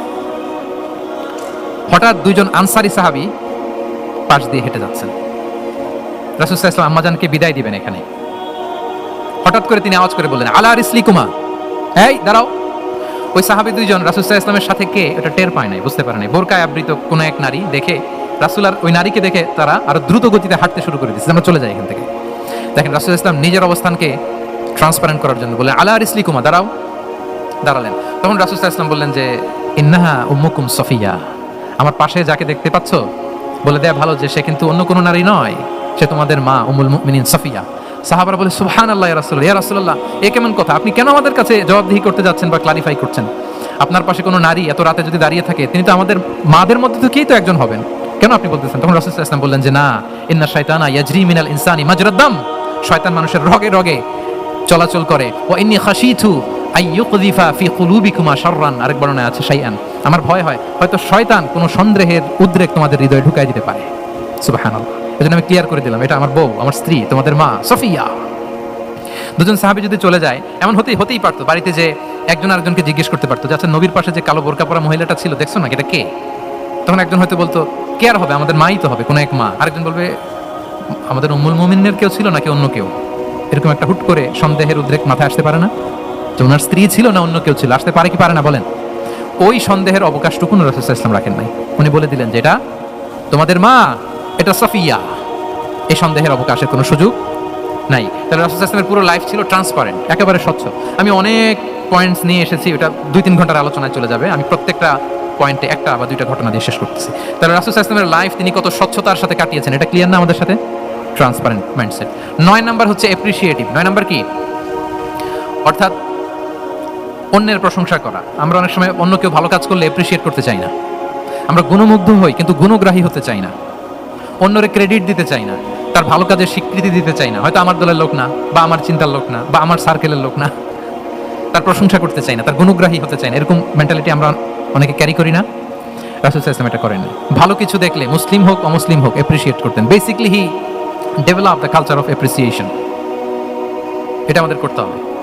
আপনার ছেলে ভালো কিছু করেছে, অ্যাপ্রিশিয়েট করেন, ও কনফিডেন্স ফিরে পাবে। আপনার স্ত্রী ভালো রান্না করেছে, অ্যাপ্রিশিয়েট করেন, সে আনন্দিত হবে। আপনার বন্ধু ভালো কিছু একটা করেছে, তাকে ইন্সপায়ার করেন, অ্যাপ্রিশিয়েট করেন। রাসূল সাল্লাল্লাহু আলাইহি ওয়াসাল্লাম একবার এক বৈঠকে 8 জন সাহাবীকে 8টা কমপ্লিমেন্ট দিয়েছেন, 8টা অ্যাপ্রিসিয়েশন দিয়েছেন। তিনি বলেছেন, আরহাম উম্মতি বি উম্মতি আবু বকর। দেখেন 8 জন সাহাবীর 8টা গুণের বর্ণনা দিচ্ছেন। তিনি বললেন, আমার উম্মতের মধ্যে সবচাইতে রহম দিলের সাহাবী হচ্ছে কে? সবাই বলুন তো কে? আবু বকর রাদিয়াল্লাহু আনহু। এত রহম দিলের ছিলেন, উনি যখন আল্লাহ রাসূল সাল্লাল্লাহু আলাইহি ওয়াসাল্লামের ইন্তেকালের পরে মসজিদে নববীতে যখন নামাজে দাঁড়াতেন, কান্নার চোটে উনি কেরাতই পড়তে পারতেন না। কমপ্লেইন করতো সাহাবারা যে আমরা তো কেরাত বুঝি না, একটু স্পষ্ট করে পড়েন, কান্না একটু থামান। কেন কাঁদতেন? কারণ উনি যখন নামাজে দাঁড়াতেন ওনার ফিলিংসটা হতো এরকম যে, কাইফা আকুমু মাকামা রাসূলিল্লাহ, আমি রাসূলের জায়গায় কিভাবে দাঁড়াই? এখানে তো আমার রাসূল দাঁড়িয়ে ইমামতি করেছেন, আমি নবীর জায়গায় দাঁড়িয়ে কিভাবে নামাজটা পড়াই? এই অনুভব থেকে উনি যে কাঁদতে শুরু করতেন, এই কান্নার ধাক্কায় উনি আর তেলাওয়াতই আগাতে পারতেন না। আরহাম উম্মতি বি উম্মতি আবু বকর। আমার উম্মতের মধ্যে সবচেয়ে রহম দিলের হচ্ছেন আবু বকর। ও আশাদ্দুহুম ফি আমরিল্লাহি উমর। দেখেন প্রশংসা করতেছেন। আর আমার উম্মতের মধ্যে আল্লাহর দ্বীন বাস্তবায়নে সবচাইতে কঠোর হচ্ছে ওমর। মুনাফিকরা ওনাকে জমের মতো ভয় পেত, ইভেন শয়তান ভয় পেত। রাসূল সাল্লাল্লাহু আলাইহি ওয়াসাল্লাম বলেন, ওমর তুমি যদি এই রাস্তা দিয়ে হাঁটো, শয়তান যদি দেখতে পায়, শয়তান এই রাস্তা রেখে দিয়ে অন্য কোনো রাস্তা থাকলে ওইটা দিয়ে হাঁটে। সুবহানাল্লাহি ওয়া বিহামদিহি। আমাদের অনেক সময় এমন হয় না যে আমাদের বাচ্চারা ছেলেমেয়েরা খেতে চায় না, আমাদের নাতি নাতনিরা খেতে চায় না, মায়েরা খাবার নিয়ে পেছনে পেছনে ঘুরে, আর তখন ভয় দেখায়, এই রাত্রিবেলা তাড়াতাড়ি খাও, যে বাঘ আসবে বাঘ, বিড়াল আসবে বিড়াল, তাড়াতাড়ি না খেলে কিন্তু ভূত আসবে ভূত। এরকম বলেন আপনারা? বলেন না? এই দায়িত্ব তো আপনাদের কাঁধে থাকে না? তো ওই যে আমাদের বোনরা বলতে পারবে, বোনরা খাবার নিয়ে ঠিকই রাত্রিবেলায় বাচ্চাদের পেছনে পেছনে এরকম দৌড়াতে হয়। তো কি বলতে হয় যে, এই ভূত আসলো ভূত, ওই যে বিড়াল আসলো বিড়াল, কুকুর আসলো, এগুলো বললে বাচ্চারা আবার ভয় পায়, তাড়াতাড়ি করে খায়। তো মদিনাতেও মদিনার বাচ্চারা খেতে চাইতো না। তো খেতে না চাইলে মায়েরা ভূত আসতেছে ভাল্লুক আসতেছে এগুলো না বলে বলতো, হা হুয়া ইয়াতি উমর, ইয়াতি উমর, তাড়াতাড়ি খাও তাড়াতাড়ি খাও, ওই যে ওমর আসতেছে ওমর। সুবহানাল্লাহি ওয়া বিহামদিহি। ওয়া আশাদ্দুহুম ফি আমরিল্লাহি উমর। আল্লাহর দ্বীন বাস্তবায়নে সবচেয়ে কঠোর ছিলেন ওমর রাদিয়াল্লাহু তাআলা আনহু। ওয়া আসদাকুহুম হায়াআন উসমান, সবচেয়ে লাজুক সাহাবী ছিলেন উসমান রাদিয়াল্লাহু তাআলা। শুধু অর্থ বলে যাই। ওয়া আকরাউহুম লিকিতাবিল্লাহি উবাই ইবনে কাব, সবচেয়ে কোরআনের ভালো কিরাত পড়তে পারতেন উবাই ইবনে কাব। আফরাদুহুম যায়েদ ইবনে সাবিত, উত্তরাধিকার বন্টনের নীতিমালা ফারায়েজের জ্ঞান ছিল যায়েদ ইবনে সাবিত রাদিয়াল্লাহু তাআলা। ওয়া আ'লামুহুম বিল হালালি ওয়াল হারামি মুআদ ইবনে জাবাল, এই উম্মতের হালাল হারামের স্পেশালিস্ট সাহাবী হচ্ছেন মুআদ ইবনে জাবাল। আলা ওয়া ইন্না লিকুল্লি উম্মাতিন আমিনান ওয়া আমিনা হাদিহিল উম্মাহ আবু উবাইদা ইবনুল জাররাহ, সব উম্মতের একজন বিশ্বস্ত লোক থাকে, এই উম্মতের সবচেয়ে বিশ্বস্ত লোক হচ্ছে আবু উবাইদা ইবনুল জাররাহ। দেখেন 8 জন সাহাবীর 8টা গুণের কথা বললেন। আচ্ছা, রাসূল সাল্লাল্লাহু আলাইহি ওয়াসাল্লাম যখন সাহাবীদের প্রশংসা করেছেন, ওই সাহাবীদের কেমন লেগেছে বলেন তো? ফিলিংসটা ভালো লেগেছে না? হৃদয়ে জুড়িয়েছে, ইন্সপায়ার্ড হয়েছেন, মোটিভেটেড হয়েছেন, আরো ভালোর প্রতিযোগিতা কি করে করা যায়। সাহাবীদের মধ্যে সবচেয়ে সুরেলা গলার কণ্ঠের অধিকারী ছিলেন আবু মুসা আল-আশআরী রাদিয়াল্লাহু তাআলা আনহু। তো রাসূল সাল্লাল্লাহু আলাইহি ওয়াসাল্লাম একবার রাত্রিবেলা তার বাসার পাশ দিয়ে যাচ্ছিলেন, দীর্ঘ সময় ওনার কণ্ঠের তেলাওয়াত শুনলেন। পরের দিন সকালে বললেন যে আবু মুসা, তুমি তো চমৎকার গলায় তেলাওয়াত করো। আবু মুসা বললেন, ইয়া রাসূলুল্লাহ, আমি তো কোনোদিন আপনার সামনে দাঁড়িয়ে তেলাওয়াত করি না, আপনি কি করে জানলেন? রাসূল সাল্লাল্লাহু আলাইহি ওয়াসাল্লাম বললেন, গত রাতে তুমি যখন তেলাওয়াত করছিলে, আমি তোমার ঘরের পাশ দিয়ে যাচ্ছিলাম, আমি মনোযোগ দিয়ে শুনেছি। আবু মুসা বলে, ইয়া রাসূলুল্লাহ, আপনি আমার তেলাওয়াত শুনতেছেন, ওইটা জানলে তো আমি ফজর পর্যন্ত তেলাওয়াত চালিয়ে যেতাম, হাত্তাল ফজর আমি তেলাওয়াত চালিয়ে যেতাম ইয়া রাসূলুল্লাহ। আল্লাহ রাসূল সাল্লাল্লাহু আলাইহি ওয়াসাল্লাম তখন বললেন, লাকাদ উতিতা মিজমারান মিন মাজামিরি আলি দাউদ, হে আবু মুসা, দাউদ আলাইহিস সালামের গলায় আল্লাহ তাআলা যেমনি সুরের ঝংকার দিয়েছেন, এই উম্মতের মধ্যে তোমার গলায় আল্লাহ সেই সুরের লহরী ঢেলে দিয়েছে। বলেন, এই অ্যাপ্রিসিয়েশন যখন রাসূলের মুখ থেকে পাইলো কেমন লাগবে ওনার? বলেন। এখানে ধরেন আপনি কেউ হাফেজে কোরআন শেখ সুদাইস যদি বলে যে মাশাআল্লাহ মাশাআল্লাহ আনতা কারিউল কুররা, আপনাকে যদি এটা বলে কেমন লাগবে আপনার? হ্যাঁ, সারা দুনিয়া তো এটা বলে বেড়াবেন যে শেখ সুদাইস আমার রেসিটেশনের প্রশংসা করেছে, খাবার ইমাম আমার প্রশংসা অ্যাপ্রিসিয়েট করেছে। আর স্বয়ং রাসূলুল্লাহ সাল্লাল্লাহু আলাইহি ওয়াসাল্লাম যখন বলে তোমার গলায় আল্লাহ সুরের ঝংকার ঢেলে দিয়েছে, তখন ওনার কেমন লেগেছে? এজন্য আপনার ছেলে মেয়ে স্ত্রী বন্ধু আপনার সার্কেলের কেউ কোনো ভালো কাজ করলে কৃপণতা করবেন না, অ্যাপ্রিসিয়েট করুন। রাসূল সাল্লাল্লাহু আলাইহি ওয়াসাল্লাম অ্যাপ্রিসিয়েশন আমাদেরকে শিখিয়েছেন। ইভেন মুখাইরেক নামে এক ইহুদি ছিল, মদিনার সব ইহুদিরা বিট্রে করেছে, কিন্তু এই মুখাইরেক নামে এক ইহুদি উহুদের যুদ্ধে মুসলিমদের পক্ষে লড়াই করে নিহত হয়েছে। সে তার কথা রেখেছে। মুসলিম সাহাবীদের শহীদদের লাশের সাথে যখন এই ইহুদি তার লাশও আনা হলো, রাসূল সাল্লাল্লাহু আলাইহি ওয়াসাল্লাম তার দিকে তাকায় বললেন, মুখাইরিক খায়রু ইয়াহুদ, মুখাইরিক is the best among Jewish. তিনি বললেন, মুখাইরিক, এই পৃথিবীতে যত ইহুদি আছে এখানকার ইহুদিদের মধ্যে মুখাইরিক হচ্ছে সবচেয়ে শ্রেষ্ঠ ইহুদি। দেখেন, মুখাইরিক কোন ধর্মের ছিলেন? মুসলিম নাকি? কোন ধর্মের?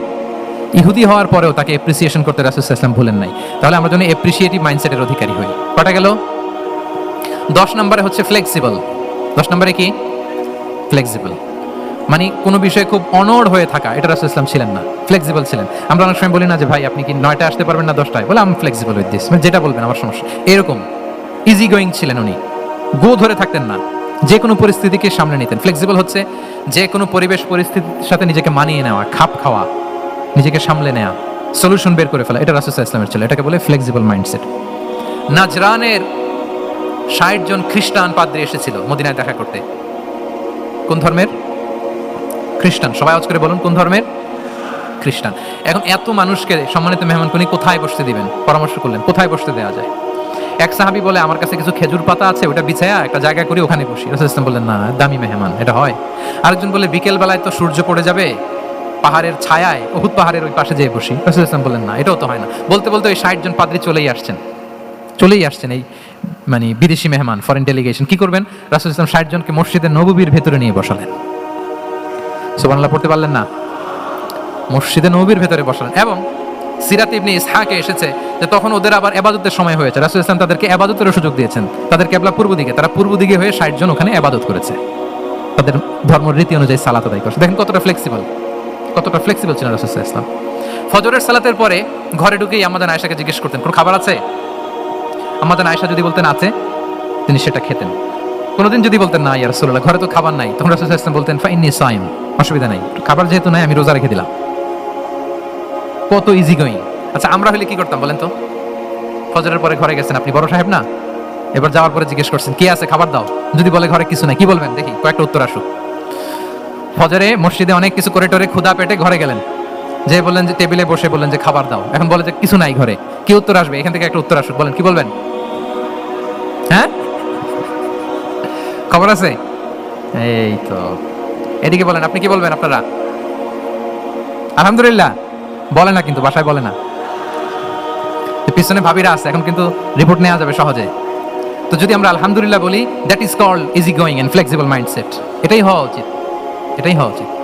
খাবার থাকলে খেতেন, না থাকলে বলতেন okay I am fasting, it's not a big deal, ফাইন্নী সাইম, যেহেতু নাই কেয়ার করবো, আমি রোজা রেখে দিলাম। এরকম ইজি গোয়িং ছিলেন। দেখেন, his life was so simple but so special, Muhammad সাল্লাল্লাহু আলাইহি ওয়াসাল্লাম। তাহলে ফ্লেক্সিবল ছিলেন। কয়টা গেল? আর কয়টা বাকি? আচ্ছা, 5 মিনিটে শেষ করে দিই। 11 নাম্বার হচ্ছে অপটিমিস্টিক মাইন্ডসেটের অধিকারী ছিলেন। অপটিমিস্টিক, প্যাসিমিস্টিক ছিলেন না, মানে ইতিবাচক চিন্তা করতেন সবসময়। সবসময় কি চিন্তা করতেন? আপনি আজকের এই হল রুমের কিছু ভুল ধরতে পারবেন না? যদি বলে যে কয়েকটা ভুল ধরেন, বলবেন যে এই সমস্যা, সাউন্ডের সমস্যা, ওইদিকে এটা নাই, ওইদিকে এটা নাই, এটা হচ্ছে ভুল। আপনি প্যাসিমিস্টিকটা ধরলেন। এবার যদি বলা হয় আজকের এই প্রোগ্রামের কয়েকটা পজিটিভ দিক বলেন, তখন আপনি কিন্তু কয়েকটা পয়েন্ট বের করতে পারবেন যে এটা ছিল একটা ইতিবাচক দিক, এই প্রোগ্রামের এটা ছিল একটা পজিটিভ দিক। তো রাসূল সাল্লাল্লাহু আলাইহি ওয়াসাল্লাম ওই পজিটিভ দিকগুলোতে ফোকাস করতেন। হ্যাঁ, come back positive, not go back negative. রাসূল সাল্লাল্লাহু আলাইহি ওয়াসাল্লামের কাছে এসে যদি কেউ বলতে, ইয়া রাসূলুল্লাহ আমি খুব অসুস্থ, আমি খুবই অসুস্থ, রাসূল সাল্লাল্লাহু আলাইহি ওয়াসাল্লাম কি বলতেন জানেন? জি, রাসূল সাল্লাল্লাহু আলাইহি ওয়াসাল্লাম বলতেন লা বাসা আলাইকা তুহুরুন ইনশাআল্লাহ। ইয়া রাসূলুল্লাহ আমি অসুস্থ। রাসূল সাল্লাল্লাহু আলাইহি ওয়াসাল্লাম বলতেন আরে don't worry, it will cleanse up you from your sins if Allah wish, ইনশাআল্লাহ এতে তোমার যে গুনাহ টুনা আছে, পাপ আছে, এই পাপগুলোকে আল্লাহ তাআলা এই অসুস্থতা দিয়ে মোচন করে দিচ্ছেন। পড়েন সুবহানাল্লাহ। তাহলে আপনি অসুস্থতার মধ্যে একটু হালকা হলেন না, যে জ্বরে ভুগতেছি কিন্তু এই জ্বরে নাকি আমার গুনাহ মাফ হয়ে যায়। পেটের ব্যথায় আক্রান্ত, মাথা ব্যথায় আক্রান্ত, কিন্তু এটাতে নাকি আল্লাহ আমার পাপ মোচন করে দেয়। তাহলে একটু ভালো লাগবে না? তাহলে দেখেন, একটা কঠিন পরিবেশকে রাসূল সাল্লাল্লাহু আলাইহি ওয়াসাল্লাম সহজ করতেন। অসুস্থ শুনলেই লা বাস তুহুরুন ইনশাআল্লাহ, আর কিছু হবে না, আল্লাহ তোমার গুনাহ মাফ করে দিচ্ছে। অসুস্থ ব্যক্তি দেখলে মাথায় হাত দিয়ে দোয়া করতেন, আল্লাহুম্মা রাব্বান নাস আযহিবিল বাস ইশফি আনতাশ শাফি লা শিফাআ ইল্লা শিফাউক শিফাআন লা ইউগাদিরু সাকামা। উজ্জীবিত হয়ে যেত অসুস্থ ব্যক্তি। আমরা কি করি? আমরা কি করি? কাউকে অসুস্থ দেখলে, রোগাক্রান্ত দেখলে, ওই রোগে সবচাইতে কষ্ট পেয়ে যে মারা গেছে তার ঘটনা বলা শুরু করি। যাই রে ভাই, আপনার ক্যান্সার, আমার এক খালা ছিল ক্যান্সারের 4th স্টেজে চলে গেছিল, 14টা কেমো দেয়া লাগছে, এই যে ফিরিস্তি একেবারে ওনার দাফন কাফন পর্যন্ত। এখন বলেন, ওই লোক যাও সুস্থ ছিল, এখন আর সুস্থ থাকবে? কথা বলেন, থাকবে? একটা দিব্যি সুস্থ মানুষকে যদি আপনি বলেন ভাই আপনাকে দেখতে কেমন যেন একটু রোগা রোগা লাগতেছে, অসুস্থ নাকি? এরপরে প্ল্যান করে ধরেন আপনি বললেন, উনি আবার ওদিকে যাওয়ার পরে আরেকজনকে প্ল্যান করে বলতে বললেন, বলে ভাই ব্যাপার কি, চেহারাটা কেমন শুকনা শুকনা। এরকম 5 জন বলার পরে ওই বিকেলে কাঁথা গায়ে দিয়ে শুয়ে ফেলবে বিছানায়। তো আপনি অসুস্থ এমনি বানাই ফেলছেন। কিন্তু রাসূলুল্লাহ সাল্লাল্লাহু আলাইহি ওয়া আলিহি ওয়াসাল্লাম উনি বলতেন লাবাস লাবাস আলাইক তুহুরুন ইনশাআল্লাহ, আরে সুস্থ হয়ে যাবা। এজন্য দেখতে গেলে আপনি উৎসাহিত করবেন, বলবেন আরে ভাই আপনার তো খুব সুস্থ লাগতেছে। কে বলছে আপনি অসুস্থ? অসুস্থতার কোনো ছোঁয়াই তো আপনার মধ্যে নাই। হ্যাঁ, you are looking very fine, চমৎকার লাগতেছে আপনার, কে বলছে? তো ভালো হয়ে যাচ্ছেন। এটা বললে উনি আশা পায়। আর আপনি যদি ওই রোগে সবচেয়ে কষ্ট পেয়ে যে মারা গেল, এই ঘটনা যদি ওনারে শোনান, উনি বাঁচবে বলেন? তাহলে আমরা মানুষকে উৎসাহিত করব, অপটিমিস্টিক হব, প্যাসিমিস্টিক হব না। এবার বলুন, হুনাইনের যুদ্ধে কুইজ, হুনাইনের যুদ্ধ কত হিজরিতে হয়েছিল? কত? সপ্তম, অষ্টম। হ্যাঁ, মাত্র 2-4 জন বলতেছে। আমাদের ওই যে হাসানা ফাউন্ডেশনের একটা সিরা অলিম্পিয়াড চলতেছে, এটাতে অংশগ্রহণ করতে হবে আপনাদের। আমরা প্রতিদিন একটা করে কুইজ জানান দিচ্ছি মানুষদেরকে, একেবারে সব মুখস্থ হয়ে যাবে ইনশাআল্লাহ। তাহলে অষ্টম হিজরিতে হাওয়াজিন বনু সাকিব গোত্রের বিশাল ব্যাটালিয়ন নিয়ে ওরা আসছে, এবং ওরা আসছে যে আমরা শুধু একা যাব না, আমাদের স্ত্রী বাচ্চা কাচ্চা, আমাদের যার ঘরে যত সম্পদ আছে সব নিয়ে মরুভূমিতে যাব। এটা নিয়ে যাব কেন? সবার মধ্যে যেন ইন্সপিরেশন আসে যে যদি আমরা হারি, আমরা সব শেষ, আমাদের সম্পদও নিয়ে যাবে। আর এগুলো রক্ষার জন্য হলেও মুহাম্মদের বিরুদ্ধে আমাদেরকে জয়লাভ করতে হবে। কি টেকনিক দেখেন!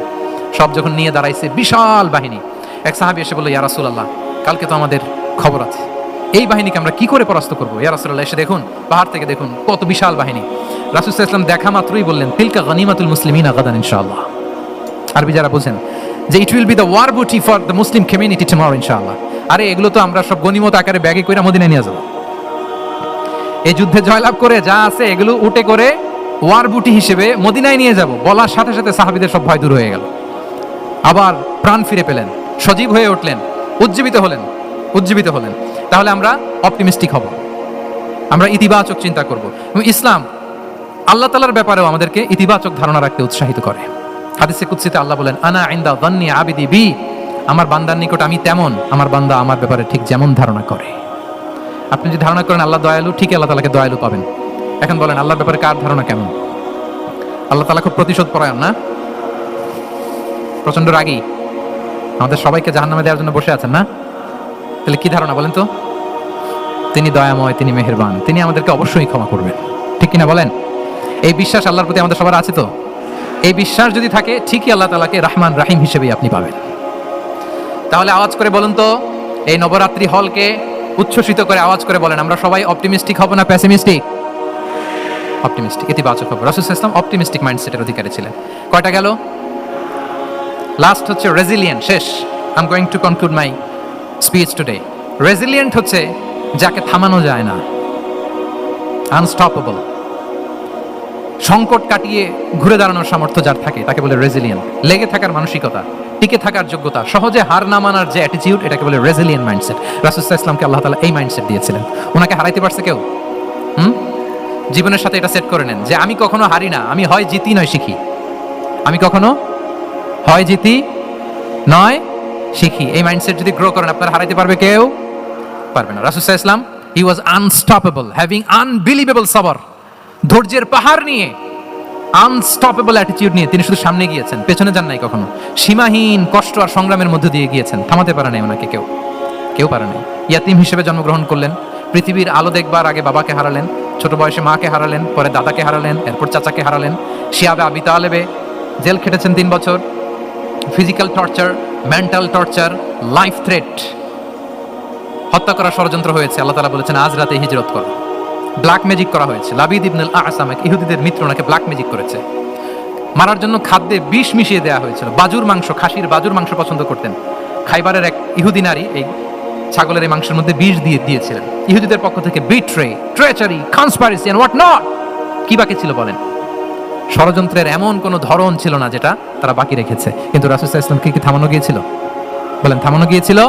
গোটা বিশ্বব্যাপী উনি ছড়িয়ে দিয়েছিলেন লা ইলাহা মুহাম্মাদুর। So nothing can stop him.